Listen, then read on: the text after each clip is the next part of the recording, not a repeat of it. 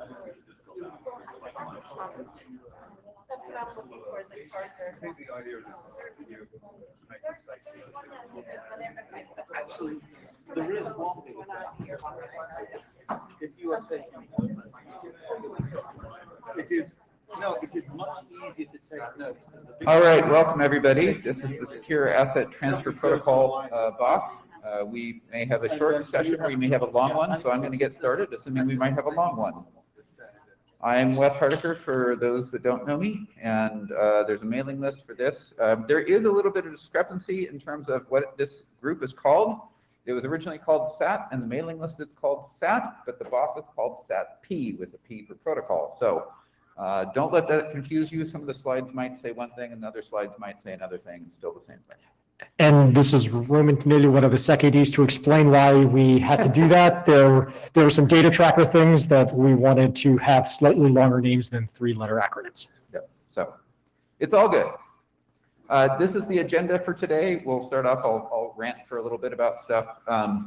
Then we're going to have the brunt of the material, which will be both problem statements and assumptions, some use cases and how this is expected to be used, as well as a protocol overview for where the work might start from with an initial draft that then need to be later adopted by the working group should it go forward. We'll have an open discussion after that, and where people can bring other stuff.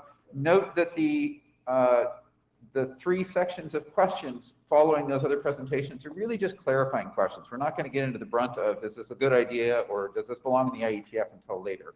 We need to get through those 3 presentations and understand the background first. And the charter discussion should say 20 minutes. I thought I changed that. Apparently I didn't. We do have a draft charter. It's on the mailing list, and there's some on the slides. And then, of course, we'll have the standard ending of a BOF of, is this a good idea, and should the work proceed in the IETF? I'm sure most of you have at least seen the note well. I don't know how many of you have read the note well, but basically there's some legal ramifications of participating in the IETF. Specifically around patents. I'm not a lawyer, so I won't dive into it too much. We have a bunch of documents that talk about this, that talk about everything from how the standards process works to how working groups work to anti-harassment procedures and code of conduct and copyright and patents and stuff. Everybody needs to be aware of that, especially if you're representing your company. Our code of conduct guidelines, especially this, really holds true for BOFs. Things can get heated in a BOF if differing opinions, kind of come around. So remember to treat everybody with respect. Speak slowly, like I am not doing. Limit the use of slang. Use English that most people will understand. Dispute ideas using reasoned argument. In other words, don't say that that's a horrible idea. Explain why you think it's a horrible idea. Use your best engineering judgment, and then find the best solution that works for the whole internet. The IETF is designed to work for the whole internet, not just a segment of the internet, and contribute to the ongoing work. Note that the IETF has a masking policy for this IETF. Everybody should be wearing a mask unless you are taking a sip. No taking 1-hour-long drinks, that does not count. I've seen people do that. So, the cases really have been rising. Some of the IETF staff are sick. It's actually not good. So please, everybody, keep your masks up. Wes, you're actually misstating the policy. There's no exception for eating and drinking in these rooms. Thank you. And Dan, that means you. I'm serious. Put your mask on. You're doing this all week. All right. So if you're in question, go read the policy on the website. That's actually the authoritative source. Not me or Eckert for that matter. The wording on the website is correct. And Eckert's probably quoting it correctly because he always does.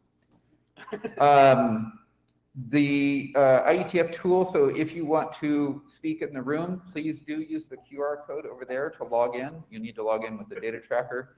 And we will be using only people at the queue. So lining up with the mic won't do well. You need to make sure you use the queue by clicking on the little button in the agenda, or you can scan the QR code. Either one of those will work. We will be doing queue order because we have a lot of remote people too. In general, BOFs have a particular goal, right? We need to decide, does this problem need solving? Is the IETF the right place for it? Are there enough people interested in doing the work? Is the scope well designed? Is it too big? Is it too small? are the deliverables right? Do we think that this is, this is what should come out of the working group, for it to succeed? And if we do put all of those other things together, will it actually succeed? Do we think that there's a good chance of success? And this is all documented in RFC 5434, which is a great document for bots in general, but really about getting work started. So back to the agenda. This is the agenda, and we are going to go on to Thomas with the problem statements and assumptions.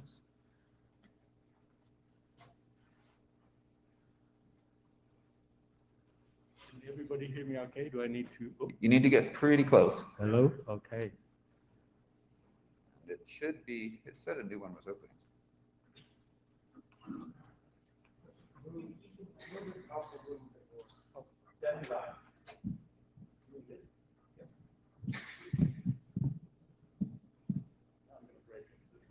Probably not. Okay. Should I try it again? I think you may have, did you load the wrong set of Yeah, I slides? might have done that, yeah. Okay, is it moving? It takes a second. Okay. Maybe I need to unshare first.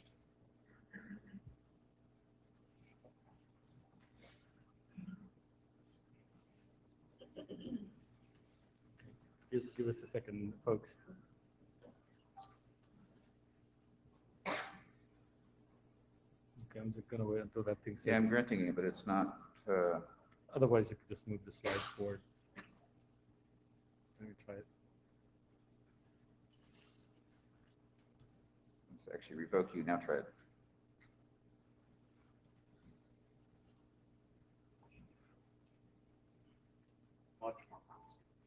Yep. This is, Well, it said that before to us.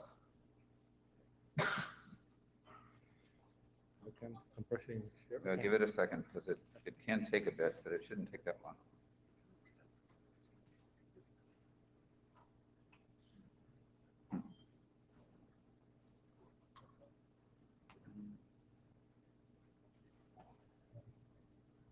Let me try it from my side instead. Yeah, maybe just, yeah, it's probably easy if you drive it. Yeah, Okay. see, that worked. But Okay. you can still request access if you want. Sure. So I'm going to talk about just the problem definition and the assumptions that we're going into this. Okay, so this slide and the next slide is diagram, is terminology. So this is particularly important because we want to keep the discussion sort of generic. So I'm using the word network as a group of nodes that share a state about a digital asset. And we're going to turn around and say, what's a digital asset? That's the second one. And why is it important? Because there's this notion of validity. Just take the mic out. Okay, okay, that's better. So, okay, is this sounding better for folks? Yes. Okay, okay. I won't sing. So, but I'll just speak. I promise. So validity means that the data object is legally recognized, and the word legal is, we can talk about that later, which means it has some economic value that's been, legally recognized within, say, a jurisdiction to have value. Gateway is a computer that's authorized to act on behalf of network, and asset transfer is the protocol to move the asset from one network to the other. So this is the general picture that refers, that we talked about in the previous slide. Okay. So moving forward, so problem statement, what we want is an interop protocol that permits the movement of a digital asset from one network to the other. And we have some conditions, and that is that we have to do this while retaining the validity of the digital asset. And it has to be done in such a way that when there's a third party independent that is asked to verify post-transfer, of course, that they can do that. There's sufficient evidence for somebody to come in to say, yes, this is true, this is not true, because there's always, system failures, and so there's always cases where disputes occur. So that's kind of the condition. It's at least one condition. So assumptions. So we assume that both networks please share common semantics about what the data object is and the notion of validity.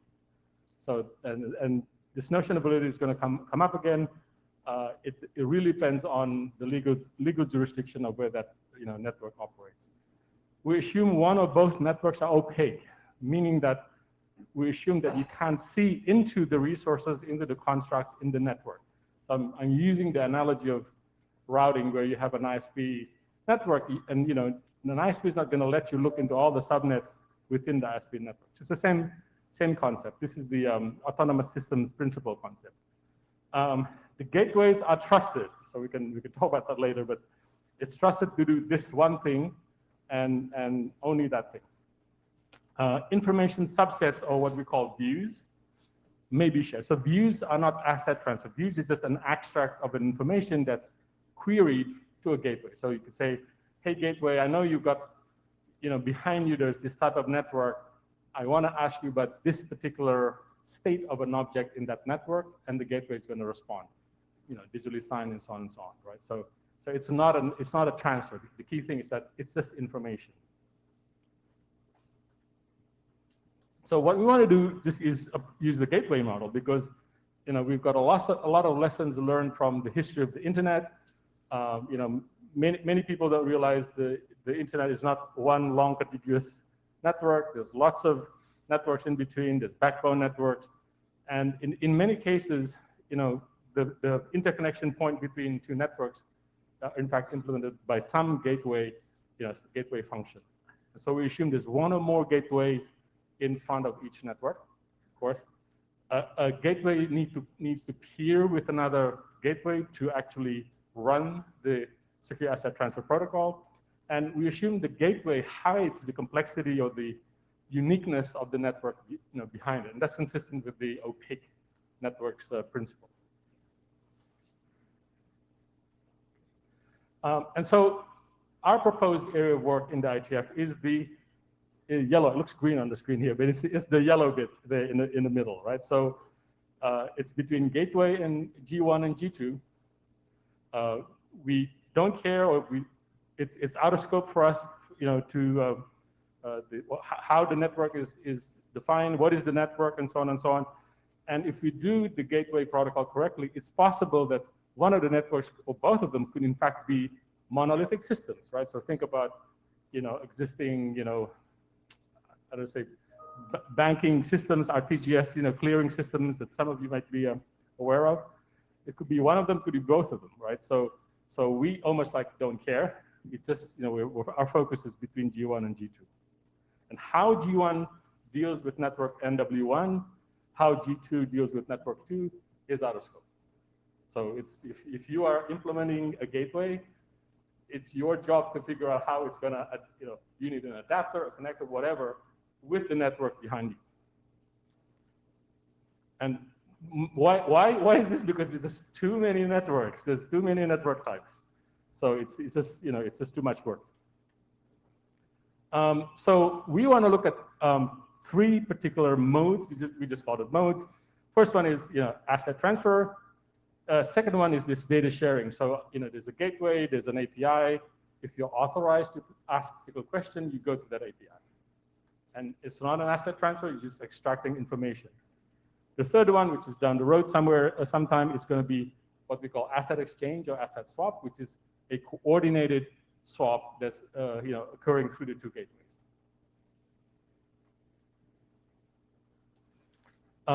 The scope of work: API endpoint definitions, resource identifiers, the message payloads, the message format, the message flows. So for the flows, we are looking at the classic 3PC, 3-phase commit. This is classic database textbook. If you're in college, this is database 1 or database 2.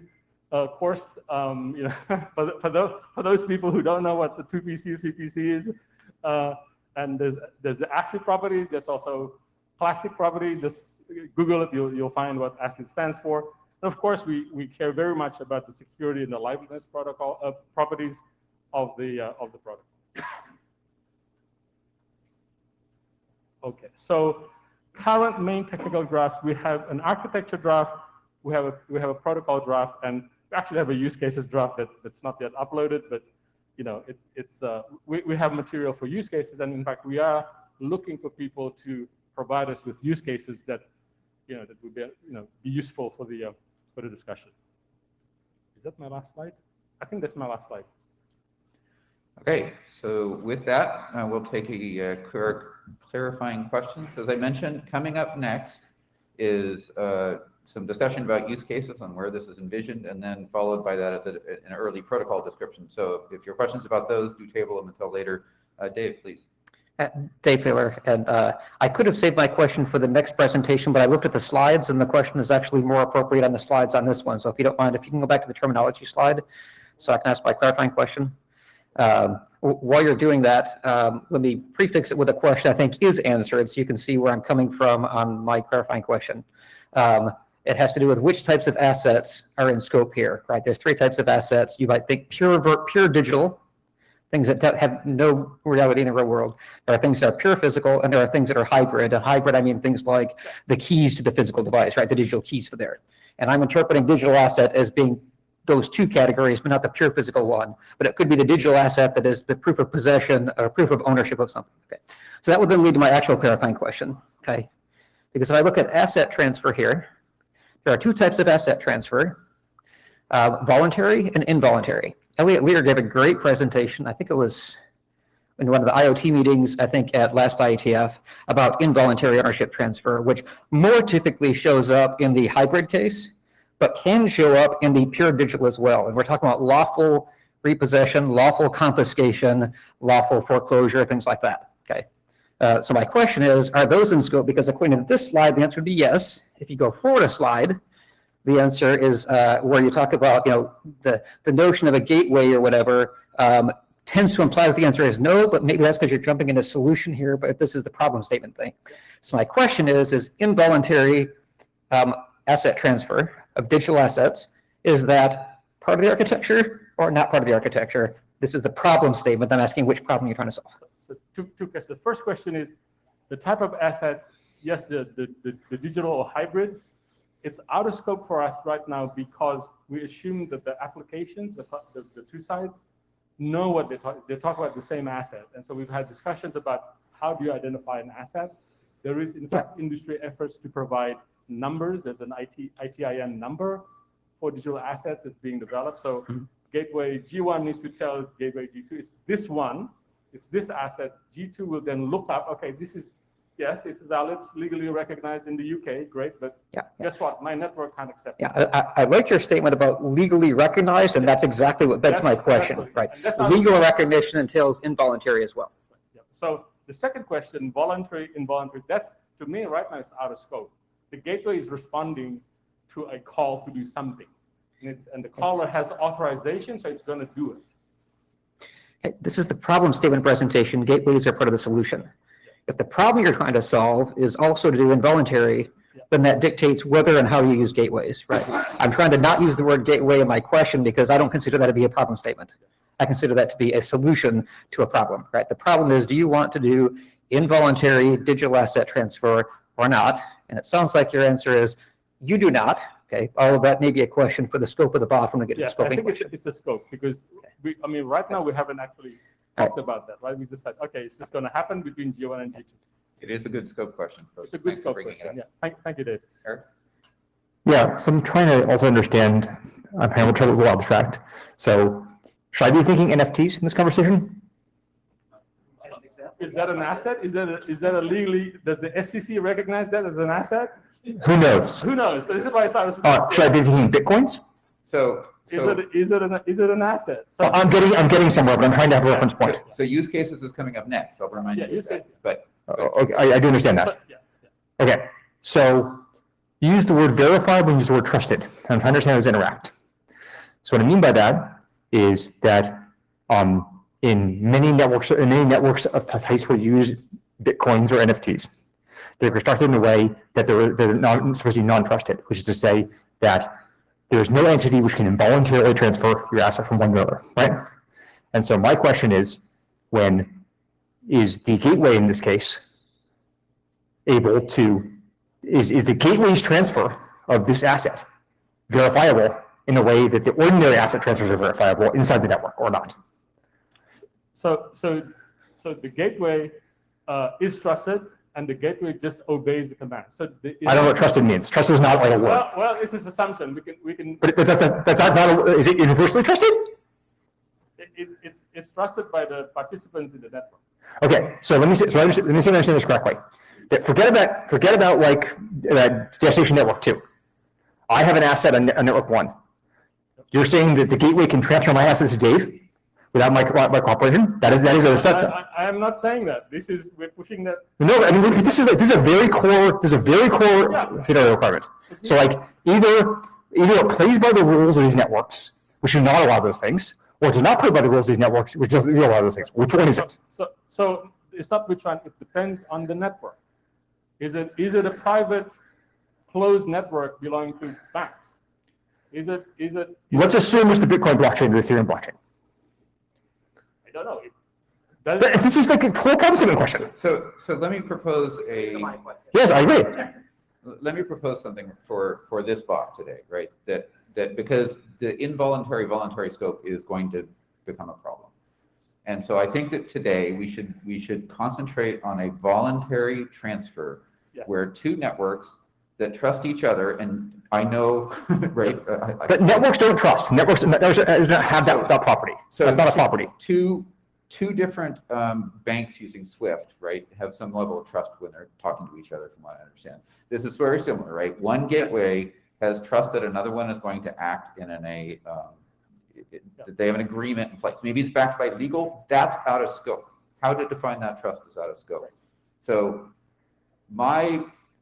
and I'm not a proponent, but my vision of when they started this is that we start with a small building block, and the expansion into how do you define what each network looks like and how do you define what all of that is, you get the protocol between the gateways first. But that doesn't work because the structure of these systems requires that the protocol embody those owner transfer requirements as part of it. That's what I'm saying. It's like if you have systems which are like zero trust systems, which some systems are, some systems are not, then the asset transfers have to embody this protocol has to embody the asset transfer. The whole thing falls apart. If you look at like side chains on side chains on Bitcoin, right? They embody the Bitcoin network. And so we're not doing Bitcoin. Just so the audience understand, okay? So we're not doing Bitcoin. Okay. This is out of scope. You can go. Oh, Bitcoin's out of scope. Okay, right. So are blockchains in general out of scope? And then voluntary. That's why we're calling it network. So the definition of what is a digital asset or what is transferable is out of scope, right? So we're not talking about any particular form.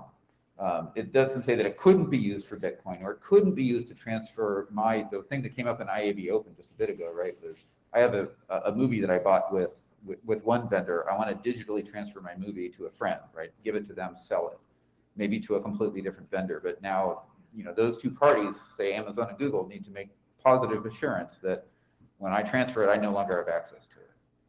Okay, well, I guess I'll sit down into this discussion, but this is so abstract, I can't understand it. Fair enough. So I think at the open mic is when we'll come back to the bigger question of, is this tractable or not? Colin? Okay, so my question is slightly related to these ones, but I don't think it quite got answered. I think it might be easier and fitting your thing. Can you just define a little bit more when you say trusted, what you mean by trusted? And I don't care about the gateways trusting each other. I don't care about the other gateway, the other network.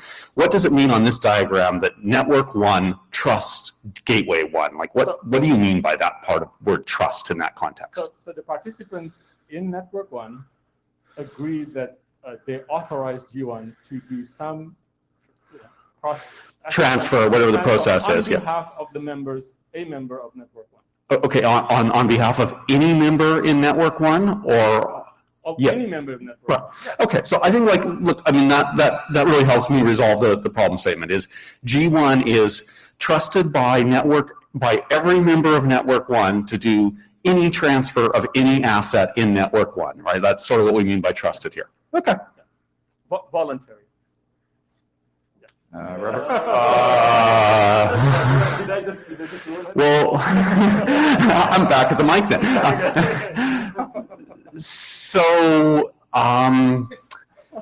what would voluntary even mean? I mean, it seems that your definition you provided of trusted, which I think is fine for the context of this, it removes all possibility of you even knowing whether it's voluntary or involuntary. Like G1 just does it. And that's pretty much what you said before, right? It takes the command and it does it. So the originator in network 1 has to authorize G1 to do the transfer. if something has to trigger it, G1 is not just randomly pick up somebody's asset and then move it across. Somebody has to, tell G1.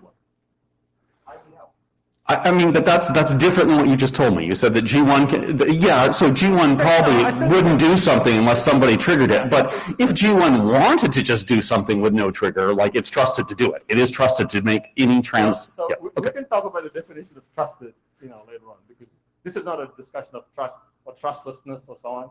This is Maybe, but I think your whole problem statement is about trust and what trust means of who's allowed to make these transactions to move something from point A to point B. It's about trust. Okay, thanks. Robert Wilton, Alicia, you're not in actually. You didn't click the button and get Oh. queue. My phone I'll doesn't let you, work. can you go after Philip and I'll let you in. Rob Wilton, Cisco. So I just want to question and to clarify about what allowed failure modes are here. So is it acceptable for this transaction to fail and require like human intervention to sort it out? So the question is it allowed to fail? Yeah. So we anticipate there's several points in the 3PC that could fail. Right? And fail That and means say one of the gateways dies. okay.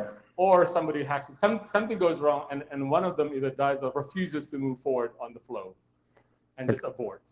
Okay. And when you say abort, does it mean that you expect the asset to remain in the first network, or is it that it could end up being assets in neither network? So that's what they're trying to avoid. That the asset properties, if we follow it properly, it guarantees that it's in one of the networks, not both, or it's not lost. Because we don't want loss. It guarantees under some circumstances, Yes. like unbounded network delay and things like that. Okay. So that's why we put ACID. That's classic database transactions. That, that you have to have the state in when you move a copy of the data, it has to arrive in all nodes or not node. Anyway, we can bring the whole ACID thing offline. Yeah, and it's like when you transfer money between countries and things, it's possible the money goes from A to B, or it just gets lost, and you have to then phone people up and say, "Where's my money?" So it's not like it's guaranteed to either be in your source account or the destination account. You can end up failing. We're trying to minimize the window of that occurring. So my question is, can it fail at all? So is it like that's not allowed? You're never allowed to fail, or there's some circumstances where it might fail? And it's a problem statement We know question. circumstances that it can fail. I'll just be quite honest. There's no 100% bulletproof, Okay, so it's in scope. Yeah. Roman? Hi, Roman Danilu, Carnegie Mellon University. Just to clarify what I think is a simple question, from the perspective of SAT, when we say asset, it's just a blob. It's just a blob. That's why we call it data object. Okay, so opaque. Okay, thanks. Dave? Dave Thaler, you used the term legally recognized. My clarifying question is, do you assume that everything in this diagram, both sides of the transaction, have the same definition of legally recognized? Absolutely not. Absolutely not. This is the problem that in phase 0 is going to be Okay, because that's just another way of phrasing the type of questions that Ecker and I were both asking, right? That's right. Because trusted by one side doesn't mean trusted by the other side if you say that they have different definitions of legally recognized. Trusted to behave, properly per our protocol Okay. definition. So if you explicitly say, so I'm just making sure, the answer is you explicitly want to cover cases where there are different definitions of legal, so in that case, they may not have agreement Correct. on who owns it. So I think that's a very hard problem, Yeah. and you might want to back off on that and say legally recognized across the entire set of Okay. things. Where I think that one might be tractable. Okay, got it. Philip? Phil? Phil Humbaker, yeah. Going back to the involuntary transfers thing, the ability to support an involuntary transfer is a property of networks. So if you've got an origin network that is tracking an asset that isn't capable of doing an involuntary transfer, then bolting this stuff on isn't going to give you that capability. And there's no way that our spec here can provide a way to do that involuntary transfer. So I don't think that that's a problem for us. Regulatory-wise, I think that anything that doesn't support involuntary transfer is probably going to get banned, All right. and should be. Alicia, did you want to say something? I told you you could go in the queue there. She's still around? Oh, yep, okay. My apology, I didn't follow the protocol. My phone doesn't work. But I think I agree with the definition, like rigorousness. But I think we should let them present their case rather than beating them down. My understanding. This is good stuff. This is good stuff, by the way. I appreciate it very much. My understanding is that the two gateways actually authenticated each other. Let's not use the bigger words if the smaller one can work. They authenticated and they agreed to transfer this block. That's it. And let's not dive deeper than that. Thank you. Big words, okay. Okay.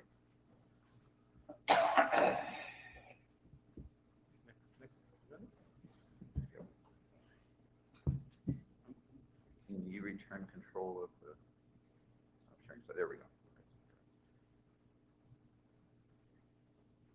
Okay, can everybody hear me? Right. So yeah, let me make a presentation. I imagine we'll have some questions from the same lines that Thomas faced. So I'll try to address them later. Okay, next slide, please. Speak up, please. Yeah, can you hear me now? Yeah. All right, very good. Okay, so I work for IBM Research, and I'm going to try and motivate some use cases for you, which are the kinds of cases we have been encountering for the past few years. So in IBM Research and IBM in general, we've been building over the past few years a lot of solutions around business networks, especially in the supply chain area. So what you see here is, again, the first bullet point, promise of open networks, one network to rule them all. It's just an allusion to Ethereum. You can think of one big system that aimed to manage all possible digital assets and all possible workflows in the world. We think that's not going to be possible. You have different kinds of technologies built on different kinds of principles, either centralized, decentralized. You can build networks on in different ways, and those networks can solve different purposes. Like, for example, you see here, there are networks that we have built that handle trade logistics, for example. So one example I'll give you is TradeLens. It's a system that IBM built with Maersk and involved other exporters and shipping carriers and connected all of them to manage mainly shipping logistics. That is all the documentation involving the export of goods from one country to another, passing through a carrier and making sure that all regulations are followed. There are networks we built for trade finance.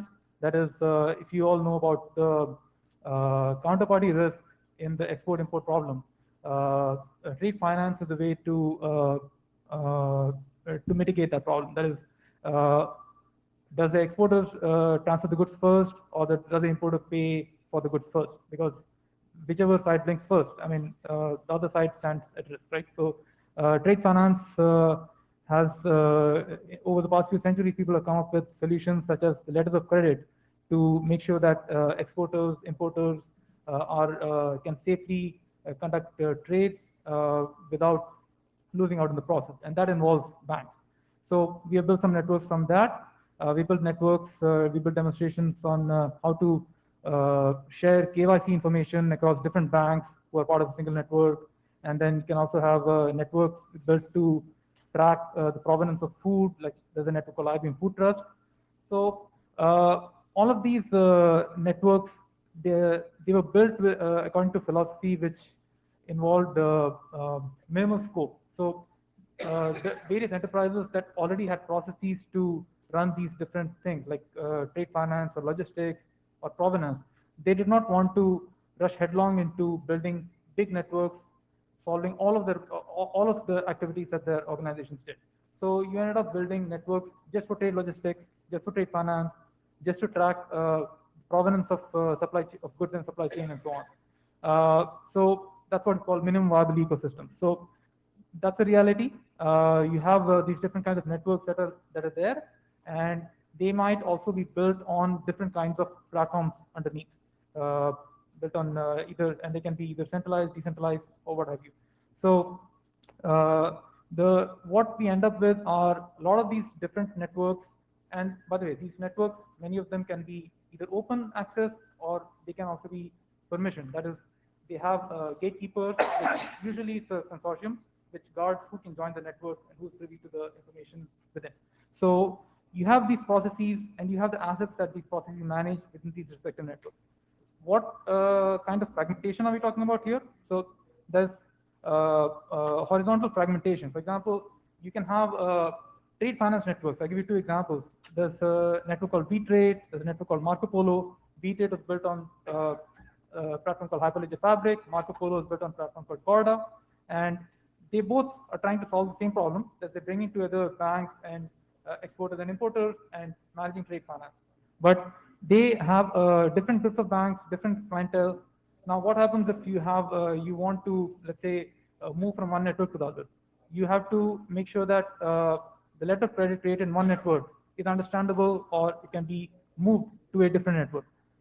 It's not really possible in this fragmented world. So the horizontal fragmentation is different networks solving similar purposes, but handling different clientele. So because people want to have flexibility in terms of what networks they affiliate with, you need to be able to bridge that gap.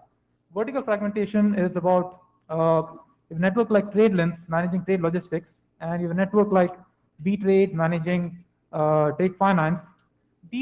Both of these processes are not independent in the real world. You have trade finance drives trade logistics drives trade finance, and I'll come to that in a second. But you have these networks built on, they can be built on this same kind of platform. TradeLens and B-Trade are both built on Hyperledger Fabric. So these networks need to connect with each other in order to be able to securely transfer assets or communicate asset states between each other. That's another kind of fragmentation. So let me come to a concrete example. Go to the next slide. Okay, just compartmentalize your vision to the middle part. I call these seller and buyer, but you can think of them as being exporter and importer as well.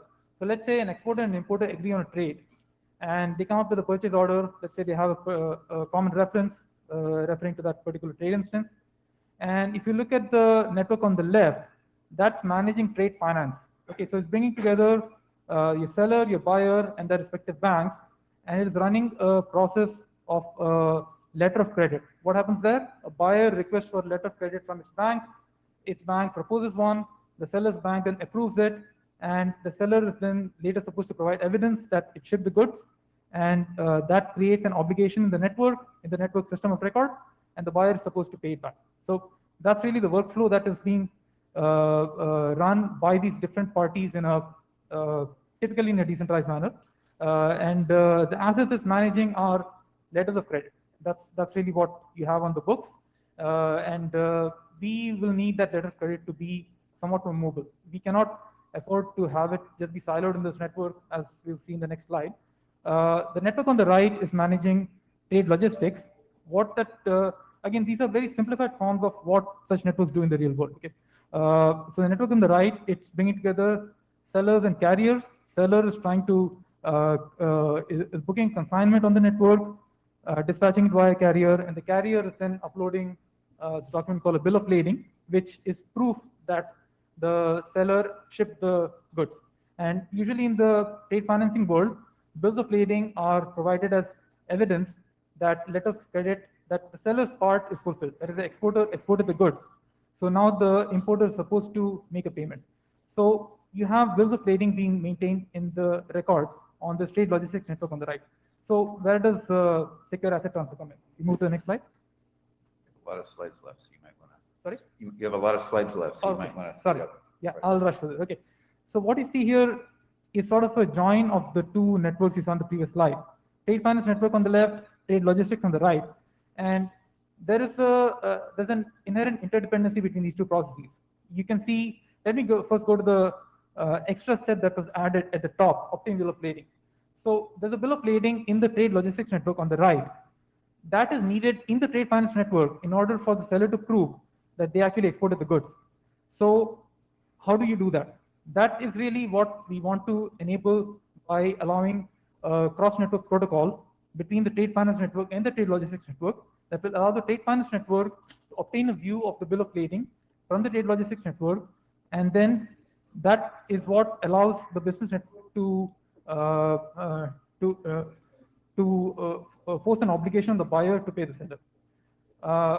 Step 6, you can think of another the dependency on the other side, where the trade logistics network may want to use to find out whether a valid letter of credit exists before it allows the seller to create a consignment.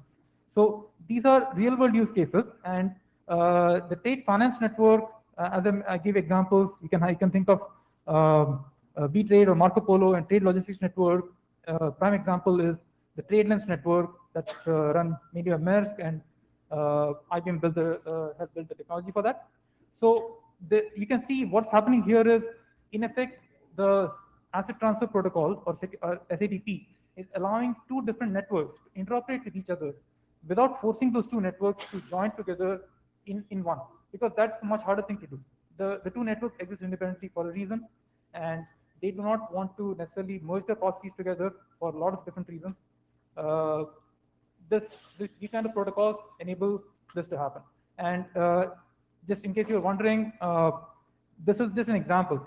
Don't just fixate on the letter of credit or the bill of trading. This can be really anything, any kind of asset. The asset semantics are restricted to their respective networks. The protocol itself is communicating information, does not care about what those assets are. It just cares about the fact that information or assets are communicated securely between the two networks, and in this case, between the two gateways that are acting as spokespersons for the two networks. Next slide. Okay, I'm not going to go into this in detail, just showing that we can extrapolate the example I gave in the previous slide to encompass the entire supply chain life cycle. We added two networks, food tracking network and payments network, and you can build a much bigger workflow spanning all of these different networks.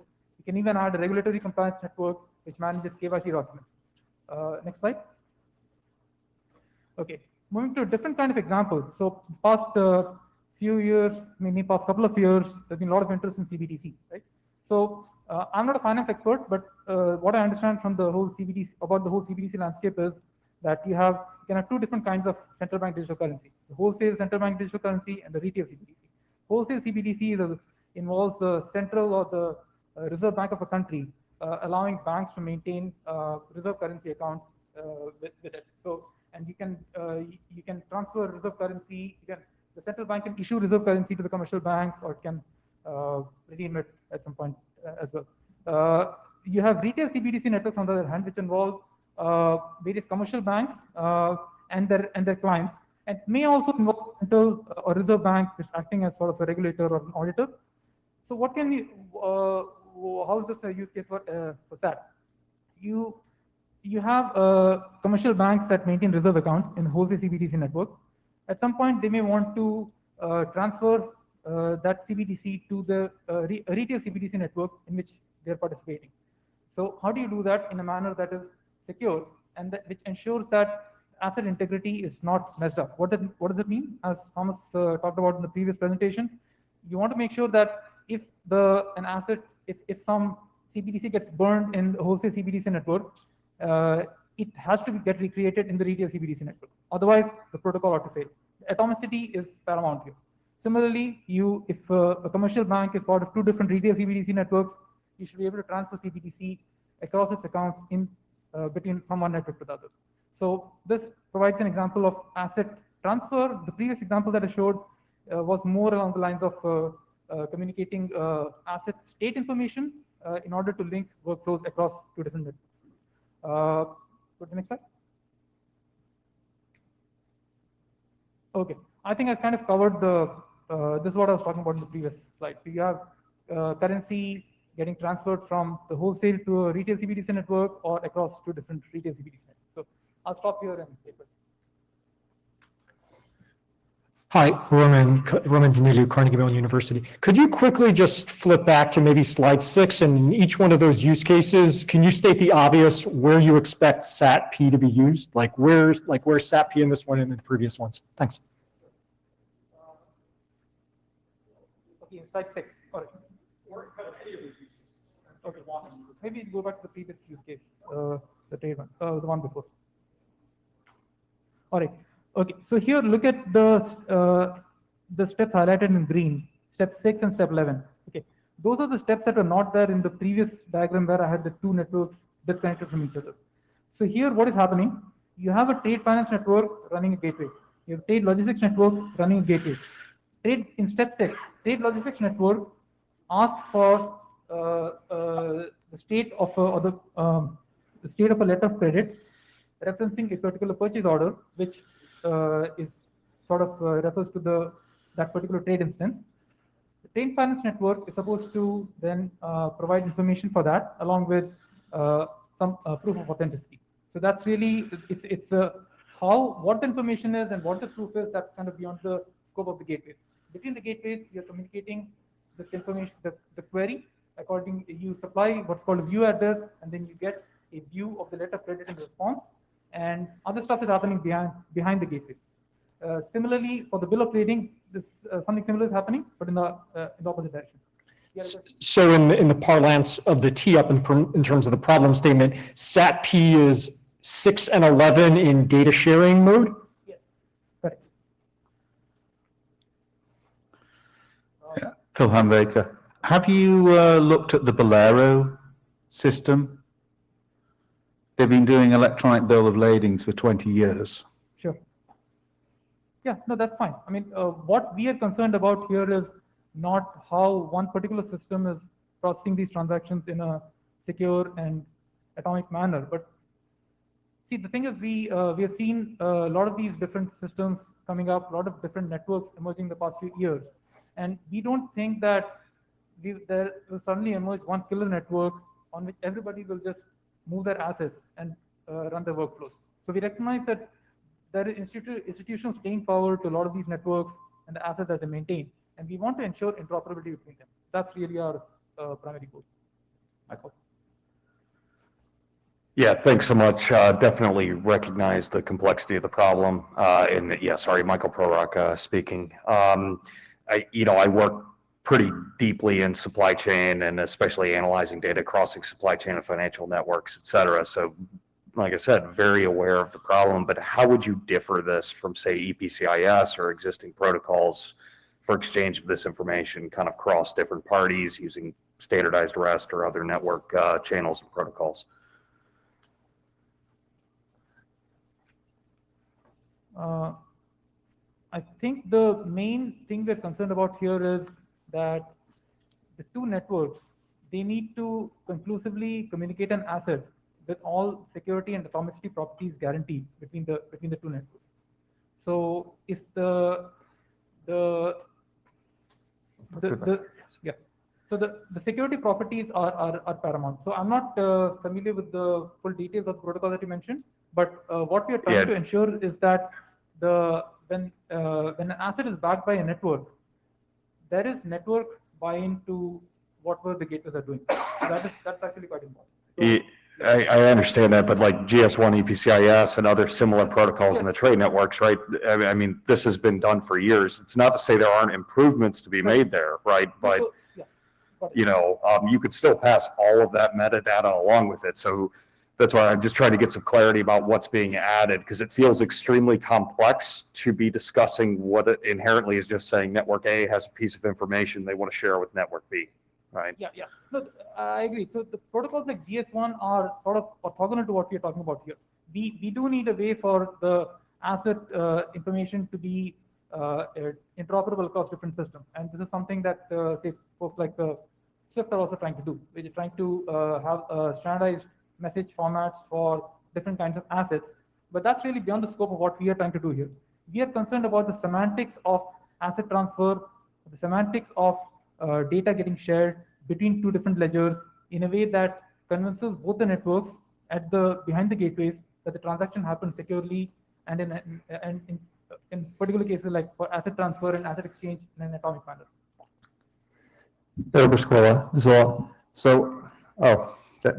Having that slide back would be helpful, or any of those slides would be helpful.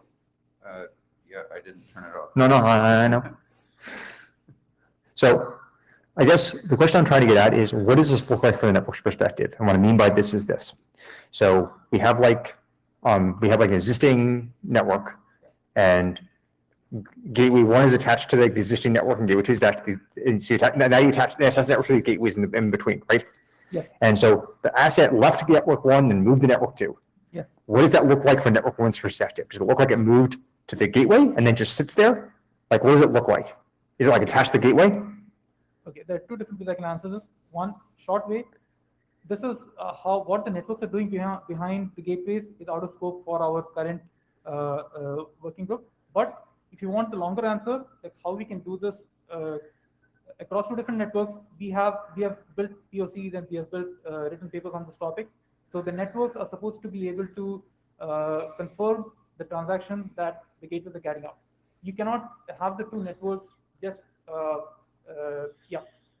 You cannot have the two yeah. I guess I don't understand the answer. Yeah. I guess my point is like the asset was floating around network 1 and it had like ledger things for network 1, and now it has moved to network 2. Yes. Does that look like a transfer with no counter? Like what does it look like? It's owned by the gateway, and then the gateway has the property. It's not.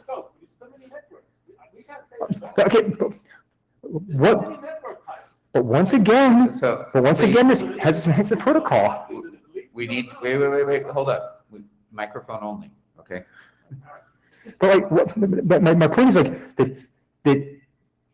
okay, your job, that what I'm unpersuaded by, and perhaps you'll persuade me later, is that you can take those semantic questions and push them away and say that is only these errors matter and that everything else is irrelevant. And having like worked in systems, like I'm not persuaded that's the case. So that will be the question I'm going to have at the end of this conversation.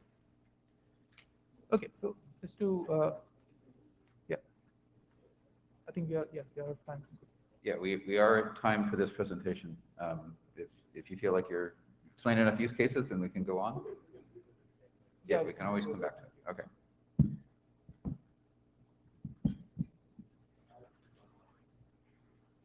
Great. So Alex, you will have to, you can actually just turn on your microphone and video. It'll just work. Yep. Can everybody hear me okay? You're a little quiet. If you could speak a little louder, that would be good. Okay. How is now? I think we can make it work. We'll let you know if it's too quiet. Go ahead. Okay. Let me just figure out how to share the slides. Or could I ask you to? So I have them up, and you can just ask me to change, or you can request. Okay, that's good. All right. Okay, so I'll just start by saying apologies that Martin couldn't be here. So he was my colleague that worked on this. But okay, let's move on. So the Secure Asset Transfer Protocol defines a number of API endpoints, identifiers, and message flows corresponding to the asset transfer between two gateways. You can move on to the next slide, please. So we'll start talking about resource descriptors. Resources can be asset identifiers, public keys, block identifiers, or other such items which are specific to the network. You can move on, please. And here we have an example of what the draft proposes. A new media type will be used, and the protocol is SAT. The organization identifier may be a legal entity identifier or another type of identifier that can link resource ownership to a real-world entity. So the developer or application may validate this entity with the issuing authority. And you can see in this example, we have Quant. The gateway ID is the fully qualified domain name of the SAT compliant gateway. This must resolve to a valid IP address. So here we say api.gateway1.com. It could be anything as long as it's a fully qualified domain name. The next section is the network or system identifier. Still the previous one, yeah. So the network or system identifier is specific to the gateway which corresponds to the target network. It is used to direct SAT interactions to the correct network. For example, we have TradeLens or the EU supply chain or Marco Polo, etc. And finally, the resource, as mentioned, specifies, I think I lost the slides. Yeah, it cut me off again. I don't know why it's doing that. It's not me. Yeah, we were here. So as I was saying, finally, the resource specifies an item held on the underlying network. The string must be meaningful to the underlying network. So some examples can be a network address, a data block, a transaction ID, an alias or a future object type not yet defined in the draft. And now we can move on to the next slide. So we move to the core components of the message format. So SAT messages are exchanged between applications and gateways. They consist of protocol negotiations and functional messages. The draft proposes that messages are in JSON format with protocol-specific mandatory fields, support for several authentication and authorization schemes, and support for a free format field for plain text or encrypted payloads. On this slide, we can see the proposed mandatory fields, which are, the SAT protocol version, a unique identifier representing a session, an incrementing sequence number, the SAT phase, a resource URL, a developer URN for the assertion of the developer application identity. We have an action or a response, which is a get or post and arguments. We have a credential profile, which specifies the type of auth use. A credential block, which can have a token, a certificate, or a string. A payload profile, which defines the asset profile and capabilities. An application profile, and this is vendor or application specific. A payload, which is specific for the SAT phase for this message, and a hash of the payload. And finally, we have a message signature, which is the gateway's ECDSA signature over the message. And other relevant attributes may exist that need to be captured for logging purposes, but the draft goes over these in more detail. We can move on to the next slide. Thanks. Next, we would like to summarize the flows proposed by the SAT draft. So these are the transfer initiation flow. So after the identity and asset verification flow, which are out of scope, a sender gateway proposes a session to a receiver gateway. We have the lock evidence verification flow, a conveyance of claims regarding the lock status of a digital asset by one gateway, and the verification of the evidence by the other gateway. And finally, we have the commitment establishment flow, which is the asset transfer and commitment establishment between two gateways on behalf of their respective networks. We can move on.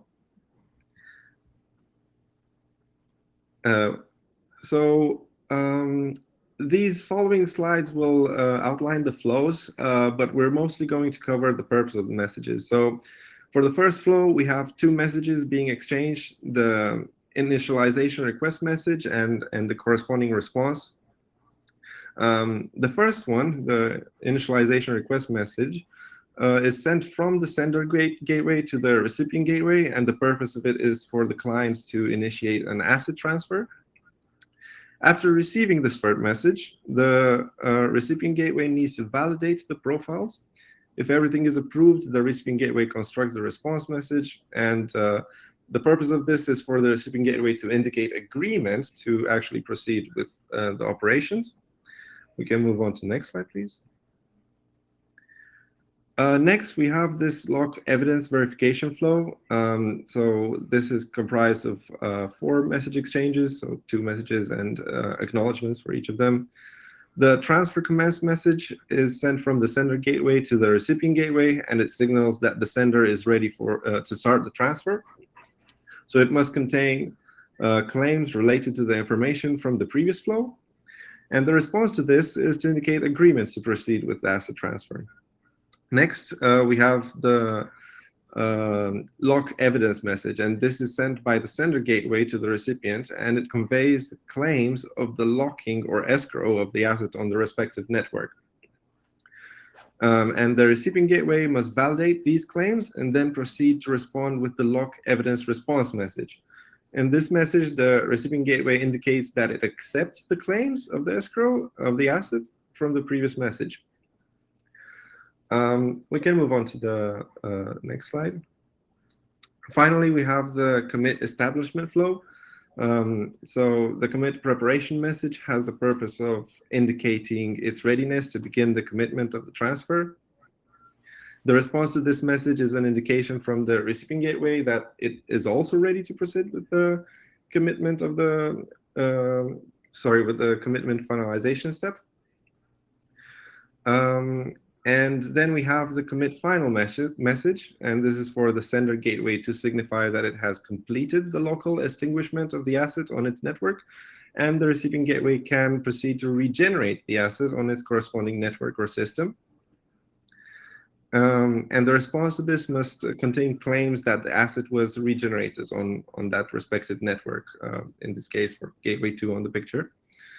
And finally, we have the transfer complete message, which is for the sender gateway to indicate that the transfer has been completed and no further messages are to be expected. So that's about it for this brief overview. Of course, the draft covers all of these topics in much more detail. But yeah, thank you for listening. Okay, so that was the protocol flow. If anybody has clarifying questions about the protocol, really just, how does it work, or questions, not whether it's, appropriate or not, please come now. And then after that, we will do open mic where we can discuss heavily the issues with the entire set of proposals. Any clarifying questions?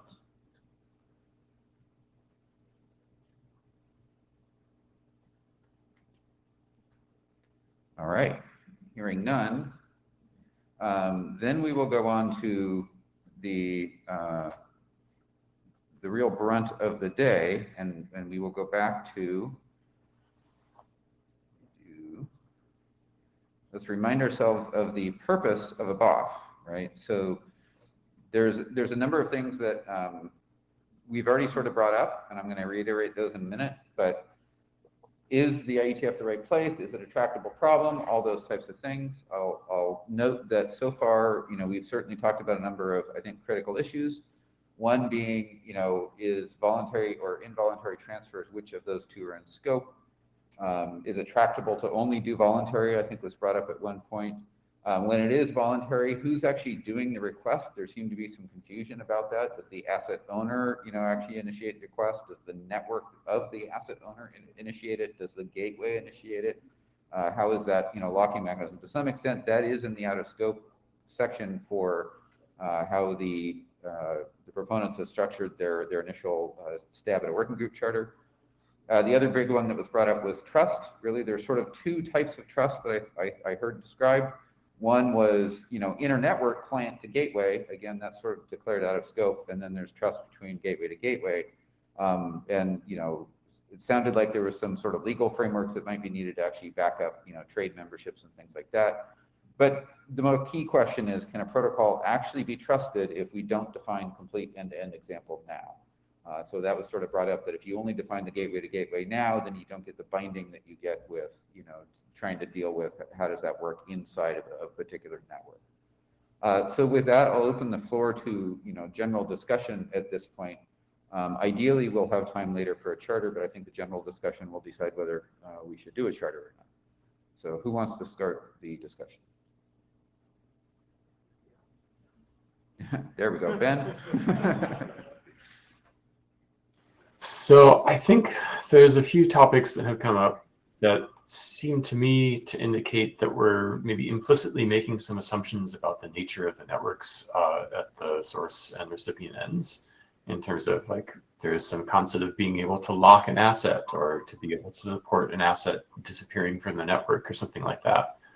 And so it might be useful to explore which of these aspects are actually requirements in order to be able to do this at all, and which are just sort of things that are convenient for the current proposed solutions, but not necessarily core aspects of the problem itself. And I don't have an answer to that offhand, so I will drop out of the queue and let someone else go. I can try and answer that then. So in the protocol itself, there's a thing called a blob called a lock evidence. We just call it lock evidence, right? And what that conveys is evidence that the gateway 1 has somehow disabled temporarily this asset in network 1. And this evidence has to be delivered to gateway 2. And gateway 2 has to read this and assess whether it's acceptable level of locking or disablement. And what that blob is. Gateway 2 has to know about the network protocol used. Yes, so in phase 0, gateway 1 has to tell gateway 2, this is my type of network. This is the blob, the locking blob structure that I will use. Do you understand my blob? If you don't, then forget about the transaction. If you do, then proceed, right? And so the question for us right now is, do we define that locking blob? We haven't decided yet. Maybe it's in scope. Right now, I kind of feel it's out of scope because it's just too much work to do. But absolutely great question, because that is one of the core sort of features of that we need to address. What is this evidence blob look like? Sure. Thanks for the clarification. Dave? Okay, Dave Faber. The bottom question on the slide is the working group likely to succeed? And I'm going to answer this from the 5218, what makes for a successful protocol, right? Because you can argue that a working group would be successful if it publishes an RFC. That's not my definition. My definition is the working group is successful if it makes a standard that actually gets deployed and used, okay? And so that's how I'm interpreting that question. And so I'm going to give my thoughts as to how to make it not fail, I mean, by changing the scope, but I can't prove that it will succeed because that requires information I don't have about whether people would actually use it. Where presumably you guys know that better than I do in terms of the use cases. Yeah, right. In his presentation, he actually covered that. Alex didn't tell about it, but yeah. So I'm going to trust you that yes, as long as you do certain things, that people will deploy it. But yeah, I'm looking to but I would say that as long as you scope things down, I think it's tractable. As long as you scope things down by changing some terminology or maybe changing the scope or whatever wording to still tailor it specifically to the use cases that you walk us through. So for example, if you you either don't mention legal recognition, that'd be option A, or B, scope it to where there's a common agreement within the system of what that legal framework is. And that could be a treaty, it could be a single jurisdiction, whatever it is. As long as there's general agreement on what that means, then you've removed the part that makes it not, one of the parts that makes it not be tractable. Okay? I think within the examples that you showed in the use cases document, I think that assumption holds, but you know better than I do. Okay? So as long as you scope it down to says, okay, there's a common agreement on what legal ownership means, okay, and then you scope it down to say voluntary only, okay, because you probably do that in the context of a particular definition of what the legal jurisdiction is. All the entities are equal in the same legal jurisdiction, whatever. Then I think that the architecture and the protocol can probably apply. Okay. What I don't know, that was kind of the question that Phil kind of begged, right, was should something with a legal thing come along and say, if I can't do involuntary, I'll just ban it, right? I can't comment on whether that will happen because I don't know enough. Okay? But as far as taking the architecture, make it be tractable from an engineering point of view, right? Because often engineering principles and legal infrastructures may not be consistent with each other, and we're engineers here. So I would scope it down to say, okay, voluntary only, but there's a common understanding of what the legal framework is, okay? And within that narrow scope, then I think it's tractable. Whether it's going to be deployed, I leave that to you and to others to comment on. So thanks. Closer to the mic, please. And certainly, you know, one thing that I would love to hear would be, are there other people besides the three proponents that have given presentations that, you know, would want to deploy something like this so that we actually get, you know, so one hand over here. But, oh, two, excellent. Colin. Actually, those two hands go exactly to mine. I'm actually on the problem need solving, so I'm trying to get my head around this one a little bit more. I'm thinking about that aspect of the BOF. And I get how this would connect the networks. I got your example with the finance network, but you know, the next thing we heard at the mic is, yeah, but that's already a well-solved problem. So I'm trying to get, I think it would help you develop energy and get things here if you could say more about specific use cases that are fairly concrete where this type of technology could help, and particularly ones that weren't already solved today and would be people who really wanted to deploy that. So I mean, I don't know if you can comment any more on that now or whether that's something happens later, but that's something where I feel like I could learn more, and it would be really compelling to help me understand, like, yeah, this problem needs to be solved. Thanks.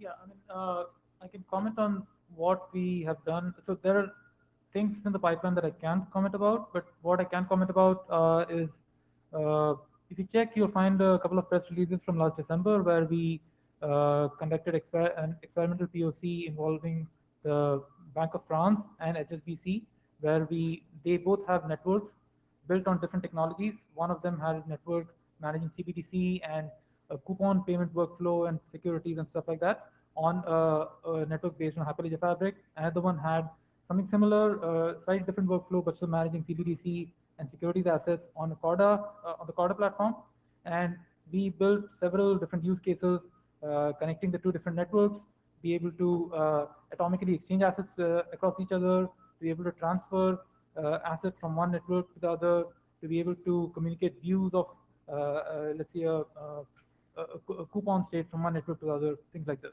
So we did this, and it was perceived to be a success as far as an experiment goes. So in the CBDC world, we're going to see more and more such cases emerging, and if CBDC is going to be a reality, as most governments seem to want to make it so, then this is going to be a necessity, like, very, very soon. So certainly bringing running code to the table is an excellent thing. Can you describe to the other half of his question, though, which was that why couldn't an existing protocol be used in that situation?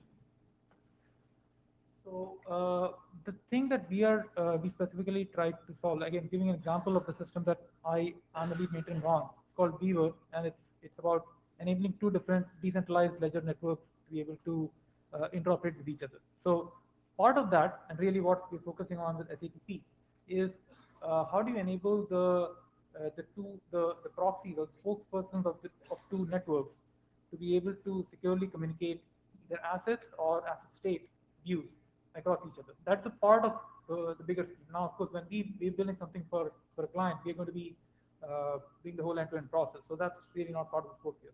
But definitely a key part of that is the ability for two gateways of two networks to be able to communicate with each other. And gateways really, I think somebody raised a question earlier, what's the gateway in, how do the network structure involved?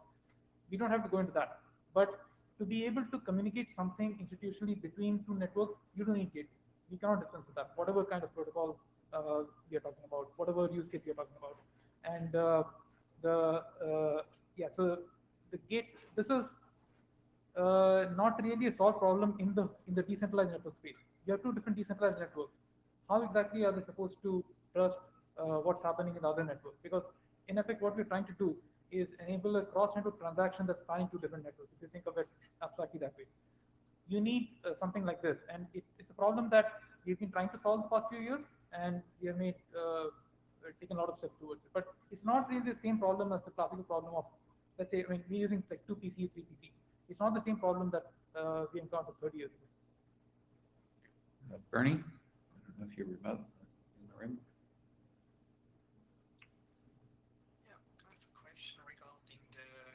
Problem statement and end-to-end and versus gateway to gateway. Bernie, if that's you talking, you're way too quiet. Okay. I don't see his mic line on though. Oh, there he is. Okay. Try again, Bernie. Okay, is it now better? Yes, that's better. Thank you. Okay, sorry. So my question is in the area of like end-to-end and gateway to gateway. As understood, the protocol will be developed gateway to gateway only. Is that does that mean that Bernie, yeah, can you type the question into the chat, Bernie? You're still very quiet. You could try yelling if you want, but okay, I'll type it to the chat then. Okay, thank you. In the meanwhile, I'll read that off in a minute. Roman? Hi, Roman Unity, Carnegie Mellon. Just kind of thinking what you presented both with the use cases and the protocol in particular flow was super helpful. If we think about this as just as a distributed systems problem, and we make the assumption that I think we talked about before, which is the asset is opaque, we're assuming nothing about what's behind the gateway, and we said we need a 3PC and some security. What are the other properties we need to make sure that are baked into the protocol? I mean, I heard a little bit about the locking. Well, safety and liveness, really. That's the two main things. And for the asset transfer and asset exchange use cases, we need cross-network atomicity. Sorry, Move closer to the mic, please. Atomicity, asset property. So cross-network atomicity. So asset transfer and asset exchange, you need to make sure that if an asset gets burned in one network, it has to get recreated in the other, or it doesn't get burned. And asset swap is either it changes hands in both ways or in neither direction. That's the property one. That's the property we want to make. And actually, we're asking you guys any other properties we missed, because we say security and liveliness like as a hand sweep, but there might be more. We've been focusing on the asset properties and ended up choosing 3PC instead of 2PC even. 3PC is safer. Okay, thanks. Okay. Bernie, did you want to try again? I think you came back. You left and came back. Well, is my audio better now? No, you're still too quiet. Okay, I'll If you try. can type it, if you can type it into the chat, I'll read it. Type it In in the the chat. meanwhile, Eckert?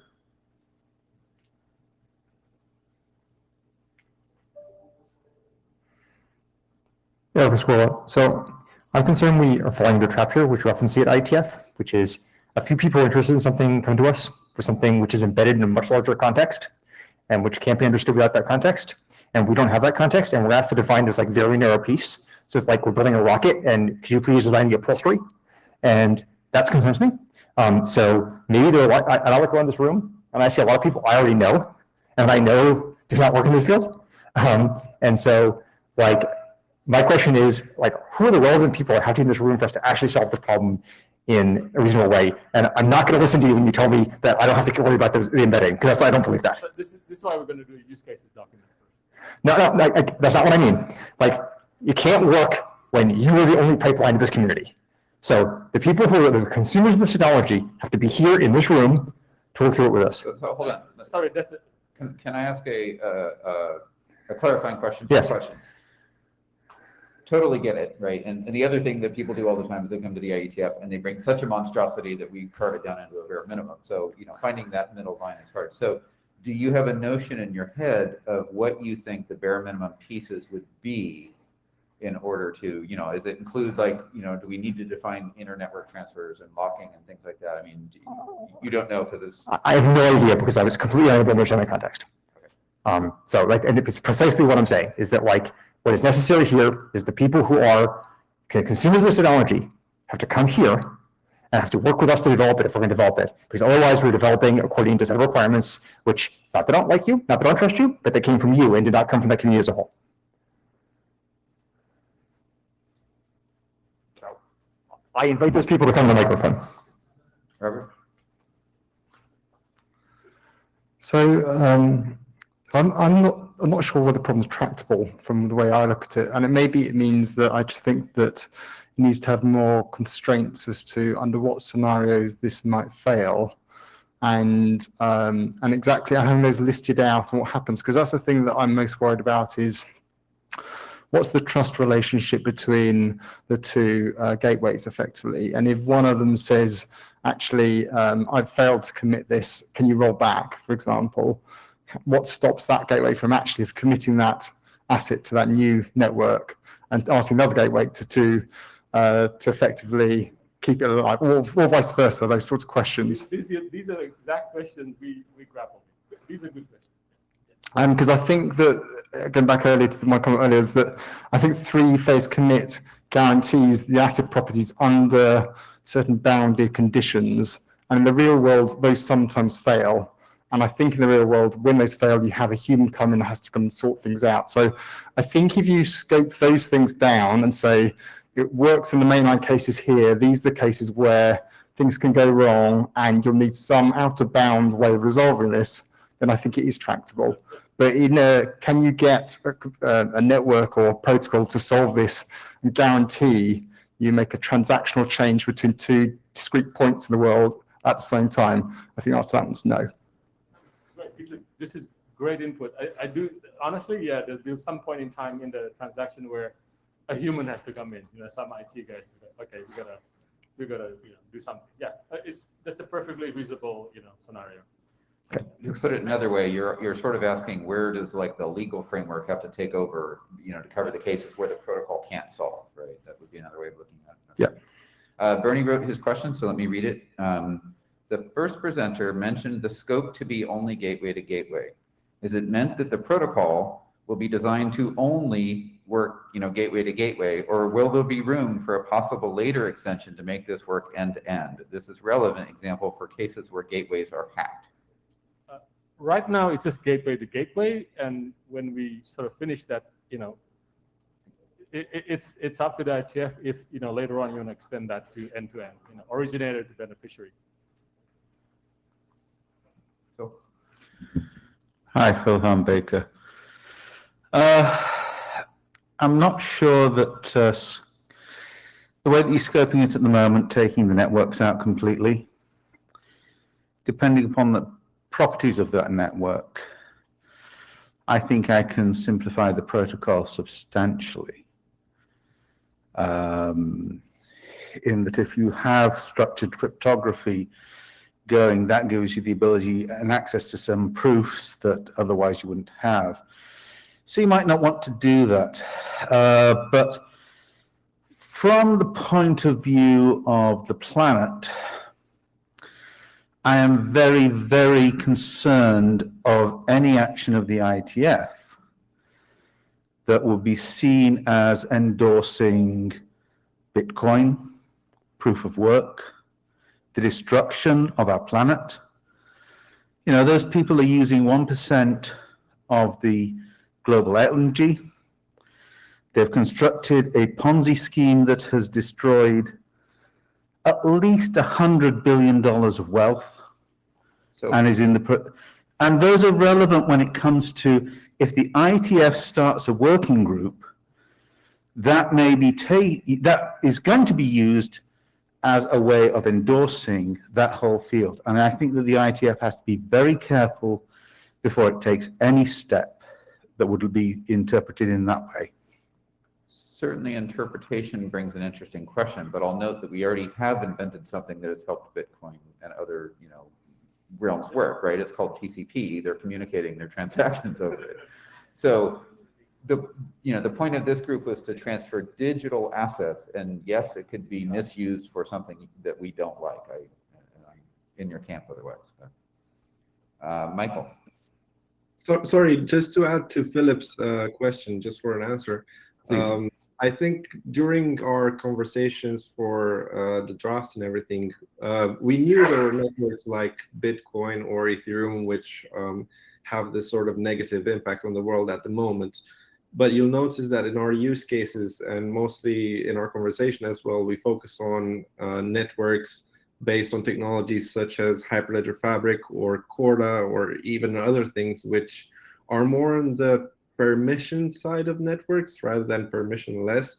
But let's not go into that direction necessarily, but it's just that I think this is, you know, something that we should keep in mind indeed when it comes to this protocol. Just to add to that, the whole problem of fragmentation and the need to communicate assets arises because of we have so many permission networks that are actually doing things which we already did in the real world. They're just trying to digitize policies that were sort of manual in the past. So that's really what we're trying to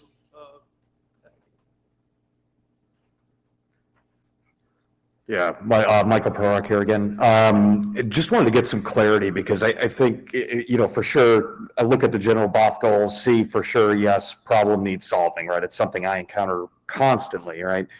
But, you know, one of the clarity things for me is every example you've given has been either Hyperledger or some, you know, DLT type approach, et cetera. Is this intended to work across the board regardless of that? Is that kind of what you're saying? That's why the networks are out of scope for us. I know you talked about Hyperledger, but like, no, I don't get Hyperledger or Fabric or anything. But well, I mean, what about just like a traditional database, right? Yes, like or something else, right? A flat file, like. That's right. And that's why I'm, yeah. No, that's a good question. So we want to make it so that, in fact, instead of a network, it could be a monolithic database on one side. Okay. That G2 doesn't know that it's actually a database as opposed to just a network. That might be helpful to bring into the examples because if it, and if we are talking, because so much has come back to like DLT type, you know, or ledger type examples and things like that. And obviously there has to be some bridge between that kind of stuff because that stuff is out there, right? It's not gonna, it may not go away overnight. It may never go away. You know, we don't know. Actually, Alex, I know Martin has explained in some of the meetings prior to this that in fact these guys in the UK have a deployed solution. And one side is in fact a monolithic sort of banking computer. It's not even a. Okay, that's helpful. Have you thought through things like decentralized identifiers, which are now a spec and things like that, right? Because Sure. there are aspects touching on this in other standards orgs, also aspects. I mean, you know, I'm looking at this and going, well, why wouldn't I just make a bunch of JOTs or CWTs, right? Exchanging these claims. So Come and join us in excellent. Yeah. No, yeah, seriously. These are the sequence of questions, the corollary questions that are adding up, and we're like, okay, this is a lot of work.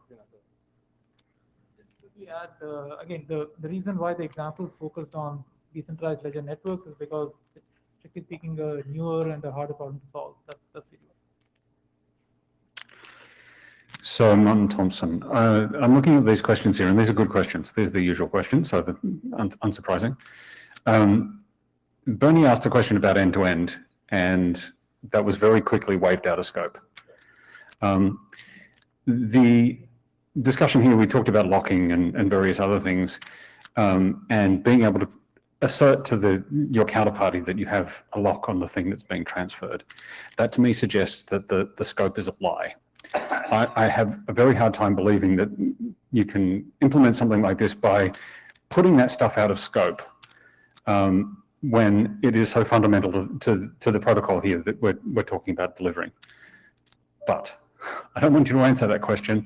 I think that until we've dealt with the question of constituency, none of this matters very much. So I see a few people here who are interested in pushing this forward, but I'm not seeing evidence that the people who would be deploying it are here in the room, and that concerns me. So the point Eka made earlier, until that is answered, I think that the third question and the sixth question have answers of no right now. So if any of the people that are interested in deploying this want to speak to their particular environment, that would certainly be helpful at this point. And I invite them to come to the microphone.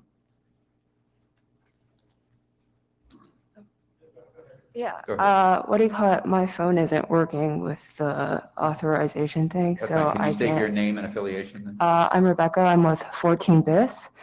We deal with supply tracking, and we mostly deal with, at the moment, hybrid assets.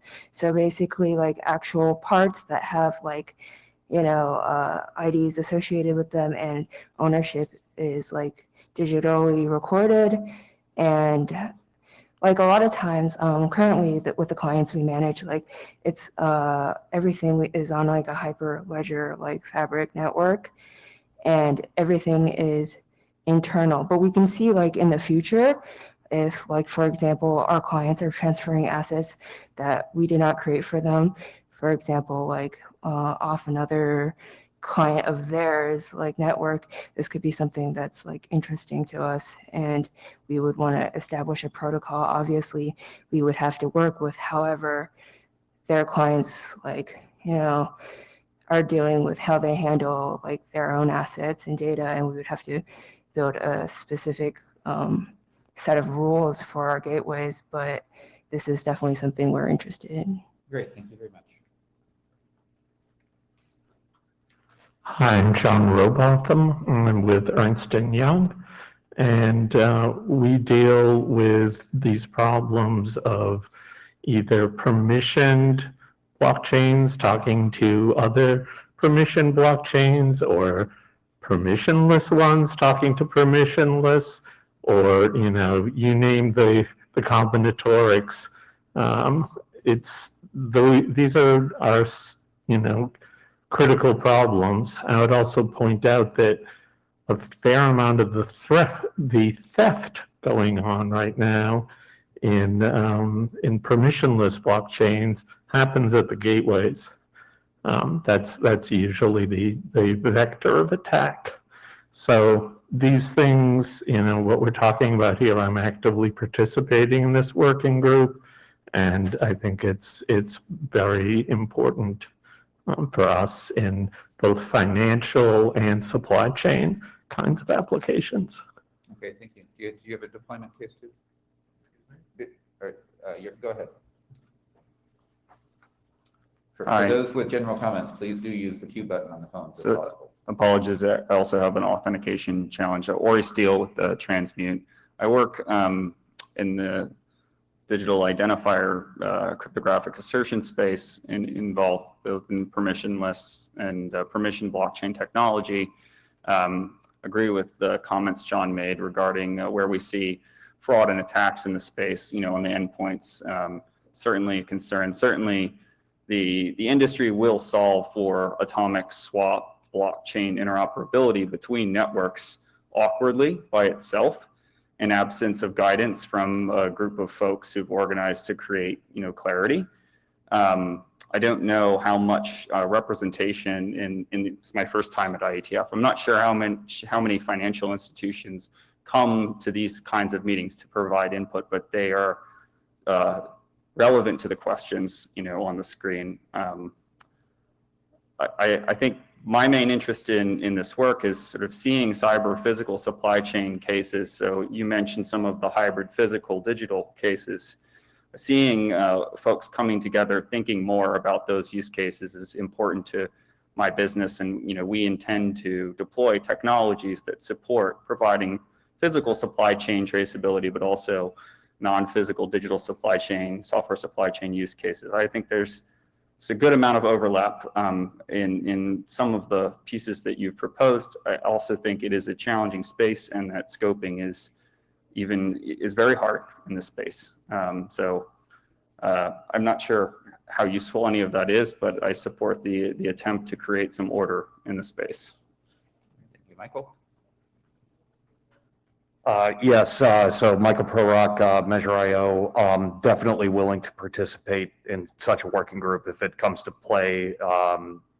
Once again, though, noted, like, here be dragons, right? And I think towards Ori's note, this stuff is going on. Like, we see this actively. I do a lot of work in, everything from human trafficking to looking at forced labor and stuff like that. And we see illicit transactions over these networks, as well as occasionally legitimate transactions outside of the, permission type stuff, right, in private networks. So it is something where we have to get some kind of structure and order on it, if for no other reason than to understand what's going on and to enable some kind of regulation around this stuff. So it's definitely something willing to participate in, willing to make sure we're coding in accordance with standards should they emerge out of this stuff. So it's so definite support, understand the problem set, but it's a dangerous area for sure for a lot of reasons. So thank you. Eric?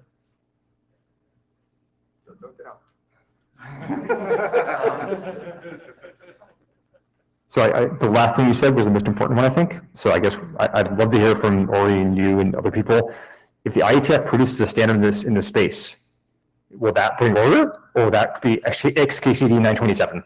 And I don't know, but I want to hear about it. Yeah. Well, and more importantly, do recognize for the proponents that when you bring stuff to the IETF, it can change, right? You don't,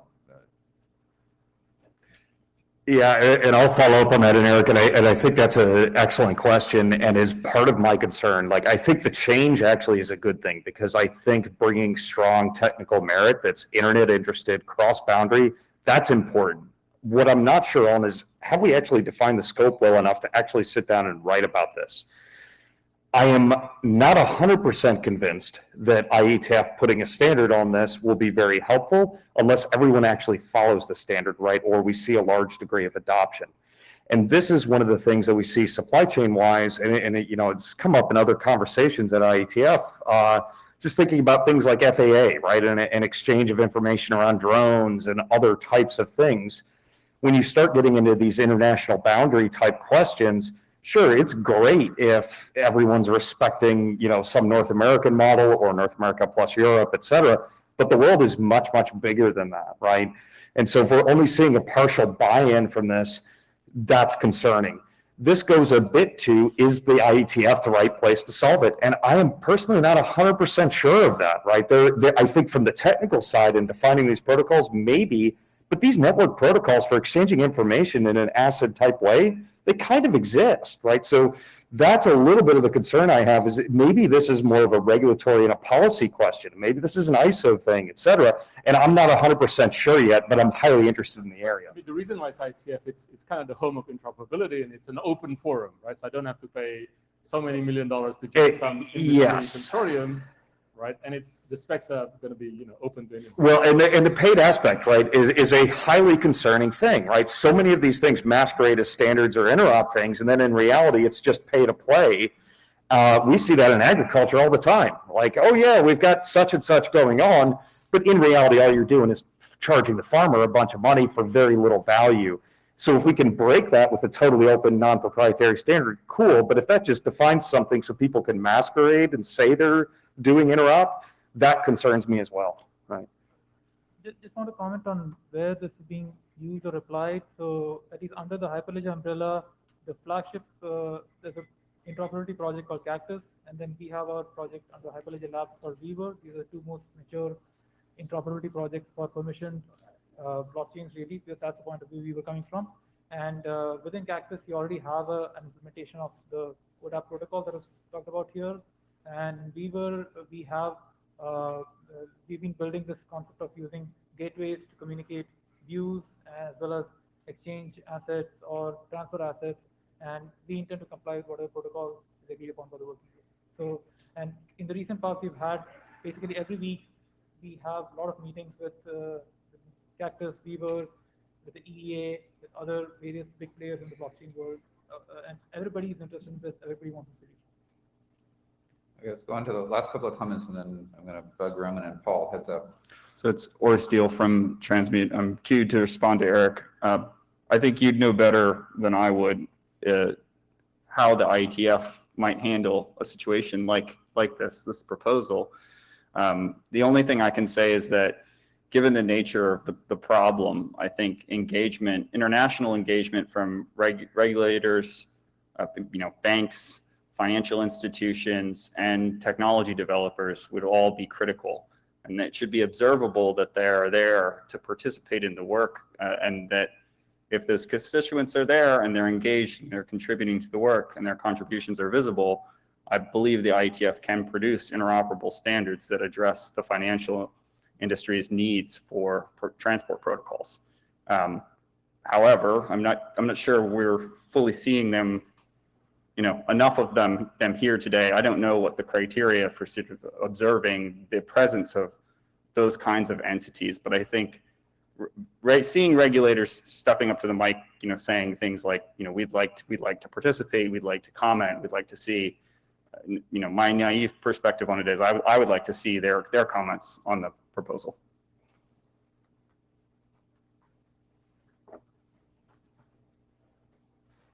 Hi, Stu Card. I've got lots of different affiliations, but for this time, I'm going to wear the one that will paint a target on my back in this audience. A little startup called Quotidian Engineering and Development, which is explicitly a distributed ledger technology startup. I've been involved since the days of the cypherpunks in 1993. I think before this work can effectively be addressed, use case. The first use case that I was involved in is I have the sad honor of consuming the most expensive bag of popcorn in history, which I bought with Bitcoin from a vending machine that was prototyped by one of my co-inventors. My use case here is in publicly in a non-repudiatable way recording attestations of properties of software distributions. So I think that's a valid use case for blockchains. But anyway, to see this addressed, to see this addressed in the IETF, we have to first off take on the visceral response that it generates amongst IETFers. If you say blockchain, you just painted a big honking target on yourself. And part of that is legitimate because proof of work is evil, okay? But proof of scope, I'm not sure is the answer. Proof of stake, I'm not sure is the answer either, right? We need to think about why is it that blockchain technology causes such a visceral response in IETFers, and unless we address that, right, this community is not going to be very welcoming to this kind of work. So let me claim this famous coinage. Bitcoin turns very good engineers into very lousy speculators. So that's a TM Thomas, all right? So no, absolutely agree. This technology is here to stay in some form or another. It's going to evolve, and I believe the IETF needs to step to the plate and say, yeah, we can address some parts of this interop problem at the very minimum. And it's almost like, well, if the IETF is not going to do it, who else is going to do it? Because each of these communities, they're still stuck on like designing their own internal networks and basically promoting their own tokens. Okay, and this is back to the engineers as speculators, right? So that's why we came to the IETF, because I think this is the home of interop. I've been telling, now just to give you a picture, there's a whole generation of under, I don't know, 25s who don't know the IETF produced TCP/IP, TLS, IPsec, X509. They're like, never heard of the IETF before.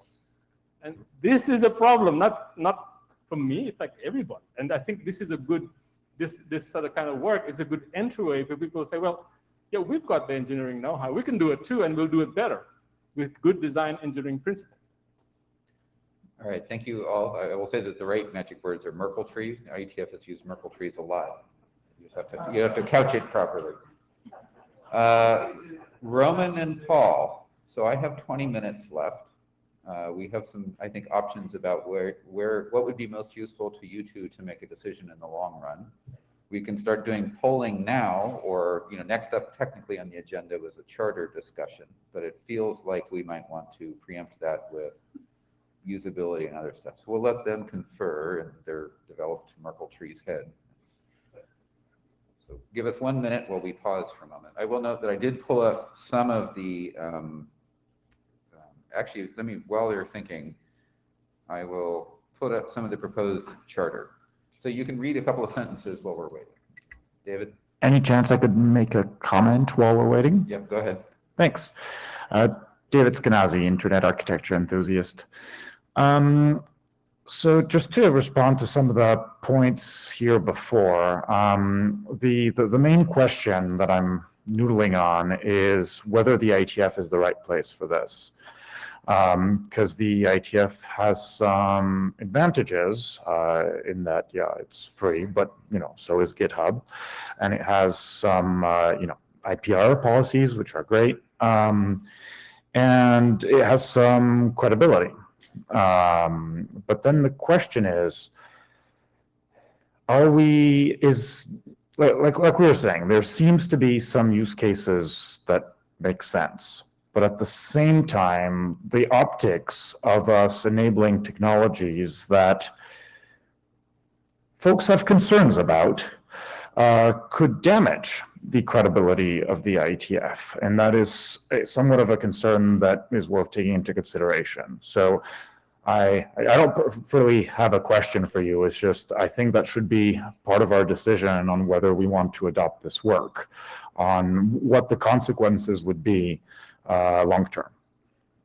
Yeah, well, the interesting thing, there's also an enhancement to the credibility in some people's eyes too, and how do you weigh those two things? But yes, that's a good point. Thank you, David.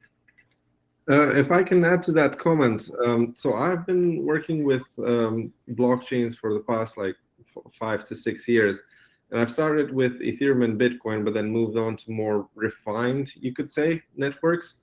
And each of them is evolving on top of the past one. So if Bitcoin was very, disruptive, but also destructive, you have Ethereum, which you can take into a private consortium and build something amazing with it without any of the environmental concerns, just because of how, how capable the technology is to adapt. But the problem with these networks, developing on them, I had to learn 10 different APIs to be able to interact with all of these.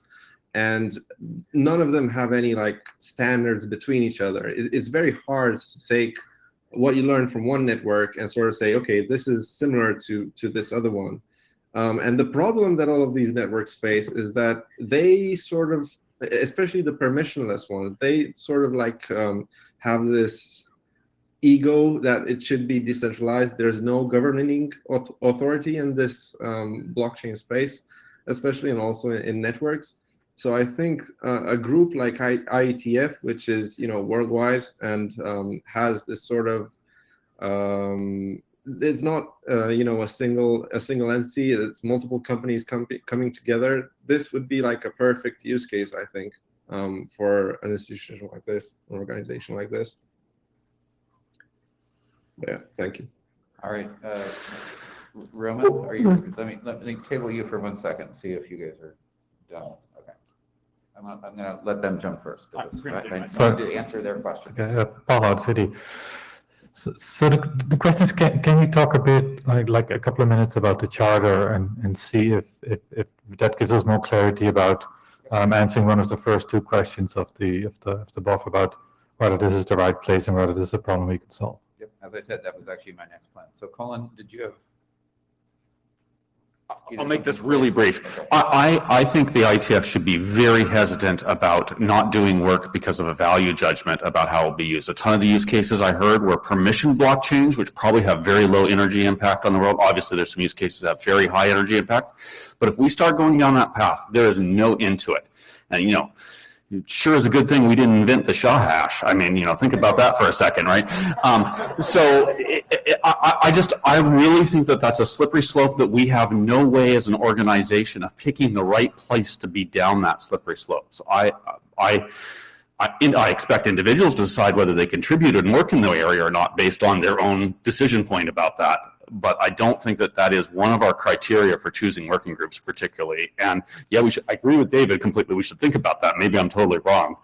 But my point of view is that's probably not, that's a very dangerous criteria for us to go down, because tons of our stuff is used for all kinds of off-field military operations and everything else, right? Like you look at what our stuff is used for, you get much more dicey than you think. Yep, I agree. All right, so in order to dive down the scope thing a little bit, I do have a couple of slides on the draft scope that was floated around by the proponents and on the mailing list, and so I'm going to let you read those. But basically, you know, one of the things is that it is supposed to, you know, make use of existing IETF technologies that, you know, we are familiar with, like TLS and JSON and object containers and things like that, as well as encryption protocols and digital certificates and other stuff. Ecker, one sec. Although the immediate focus is on unidirectional, they have scoped it down to be unidirectional, but I think even some of their examples sort of pointed toward the bidirectional needs. Again, that was scoping it to get it down to a single place. With respect to what is the scope, right? So API endpoint definitions, they didn't define that super well in the presentations, but it is in the documents in terms of the gateways have an API to interact between the gateways, and there's a gateway API inside that is sort of at the out of scope side. The resource identifiers, you know, as people noted, that people may want to change how the identifier actually looks. That's for the working group to do. The message flows and payloads, again, those are very high level presentations. The documentation is actually quite a bit longer. And then, of course, you know, there's some terminology work. And the milestones that were listed were, you know, a use cases document, sounds like 6 months because they already have done a lot of work in that space. For anybody that is going to do deployments or would consider it, I think, you know, the proponents would love your particular use cases spelled out too, so that we can make that stronger. There's an architecture document and a protocol document. That is the sort of the charter in a nutshell. There's some background stuff that I skipped over. Eric? And so one of my questions is this too small, right? Because I think you in particular very much hinted that the scope is so small that you can't wrap your head around it because you need the bigger picture. Well, I was hoping to go back to the first slide. That one? No, the ones that said verifiable asset transfer, I believe. Blah blah blah. Okay, can you start me at the start and just go forward, and then I'll tell you when to stop. Yep. No. Maybe you can't, because this definitely isn't the start. So this test too. Freaked out. Just ignore it.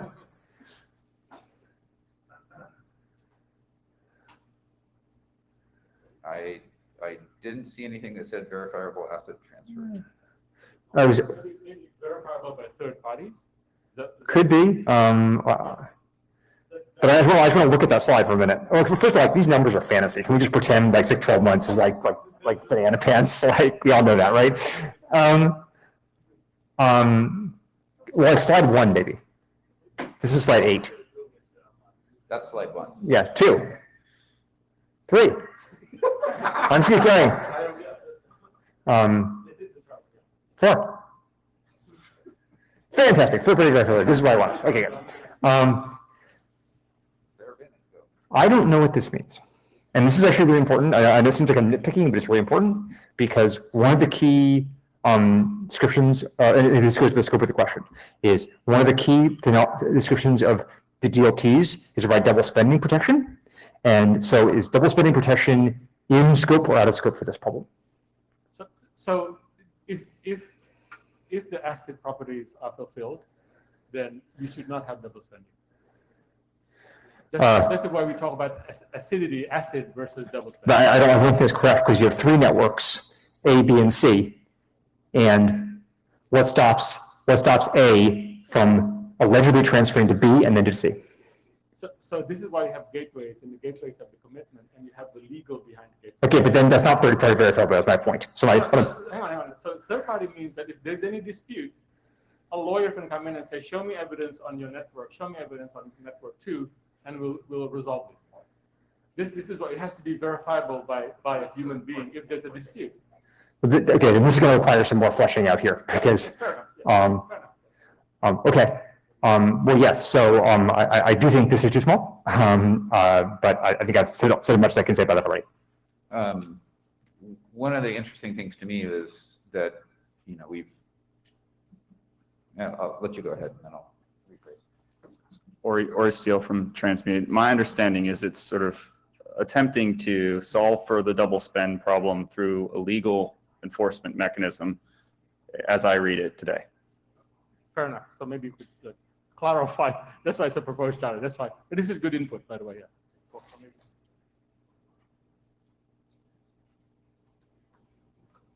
Okay, so right now, the scope of work and the sort of the charter, these are the two important things, right? This is what will be done, and then there's the 3 deliverables. I think the initial question before we ask, the standard BOF questions is there anything that should be added or removed, from these 2 of the most important lists? And text about is the background description right and things like that is certainly subject to debate.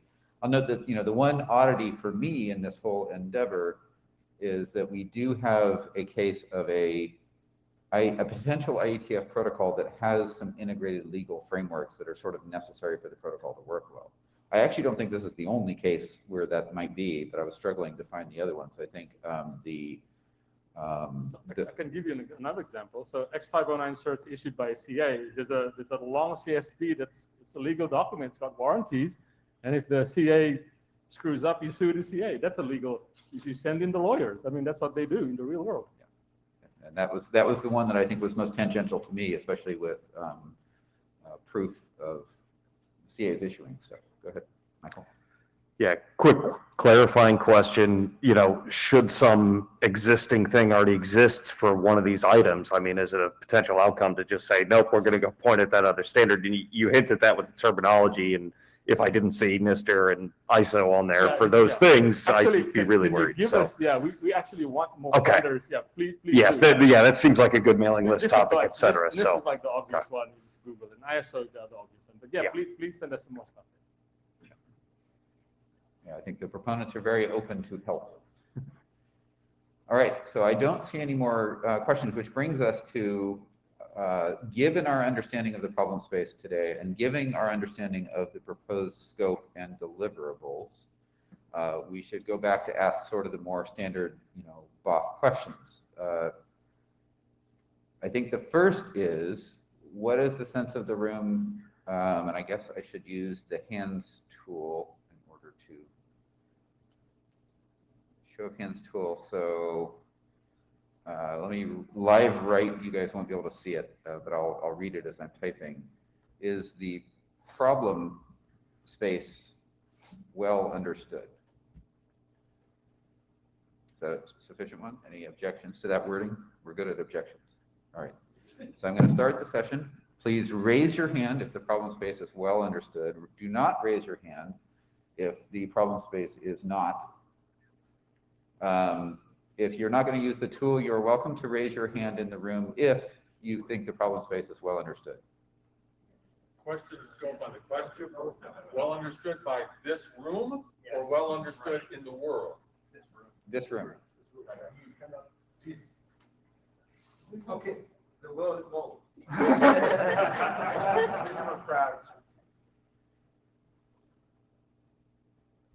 Still seeing a few more votes creep in, but it's looking pretty clear at this point. I only just had it to fit it on my machine, so it might be. All right, so for the note taker, we have 11 hands raised and 34 not raised. which indicates that the problem space, 35 not raised, the problem space is not super well understood. Which does not mean that the work couldn't happen, but it does make it more challenging if we don't come to agreement on what the problem space actually is. I think that the other big one that came out of this discussion is the IETF the right standards body to take on this work? So I will start that queue. And I recognize I'd have a hard time answering this question myself. So.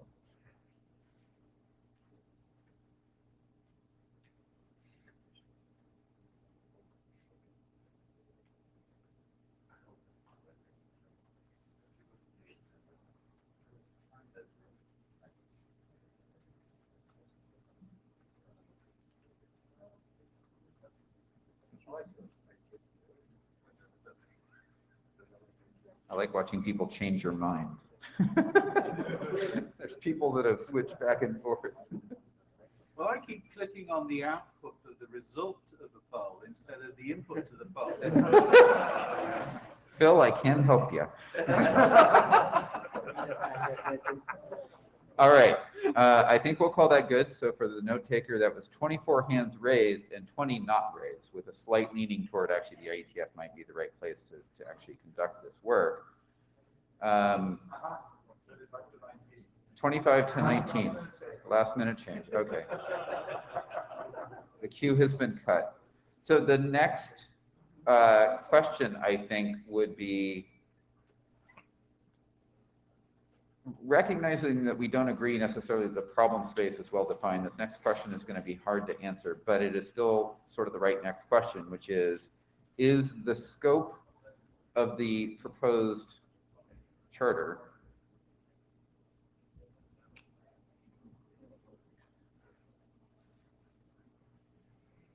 I'm waiting. I know. The scope of the charter is.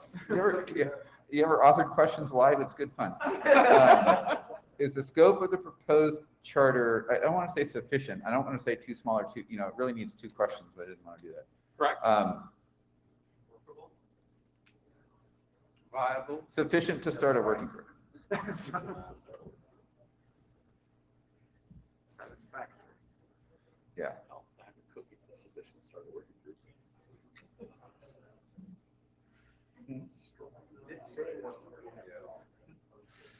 Oh, they're in the Meet Echo room, so you have to go into the Meet Echo. Either you can do it on your phone, you can go enter the Meet Echo room on your phone using the QR code that was up, or there's a link. You can also do it on a computer, and it gives you the full thing.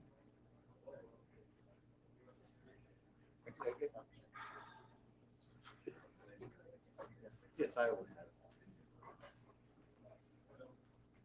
All right, that's looking pretty stable. So that is 13 raised their hands and 32 did not raise their hands.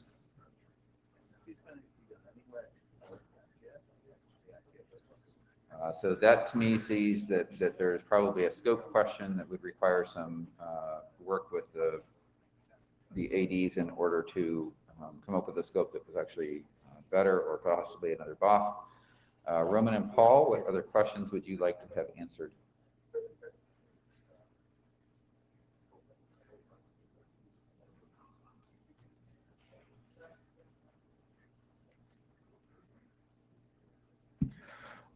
So it seems like we need some more discussion, and maybe another BOF or maybe some more communication between the parties before we move on.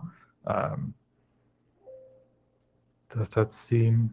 It does. So, I mean, the one thing to recognize is I had the mailing list up there earlier. It's standard IETF mailing list, mailman, Satp, if you want to get involved and be part of the discussions. I suspect that the authors have gotten a lot of good feedback today, regardless of the outcome of the BOF and whether a working group is formed. You can see where some of the holes in terms of knowledge that people need in order to find it a tractable problem. But the interesting thing to me is what's the right scope, because some people would want more, some people would want less, and that's always the hard line to walk. Yeah, I think I agree with what you're saying. Okay. All right, so I think with that, we will declare this BOF done, and thank you to the presenters for bringing your problem space to us, and it's an interesting one, so.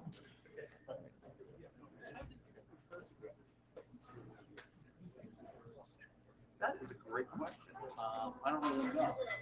I suspect that the data tracker does have a profile, and it's updated data tracker. Yeah.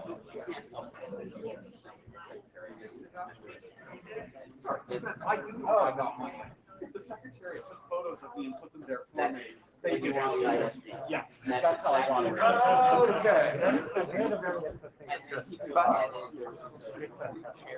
Okay.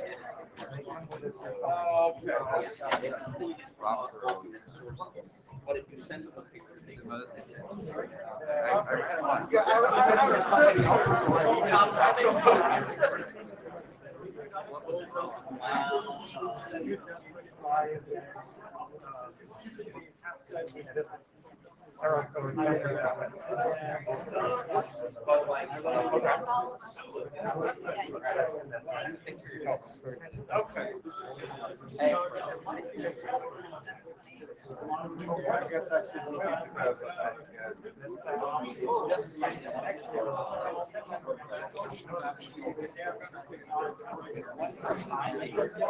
I'll just send it.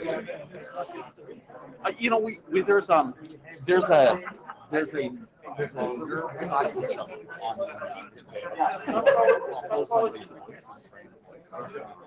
you have to. So they didn't think much of the.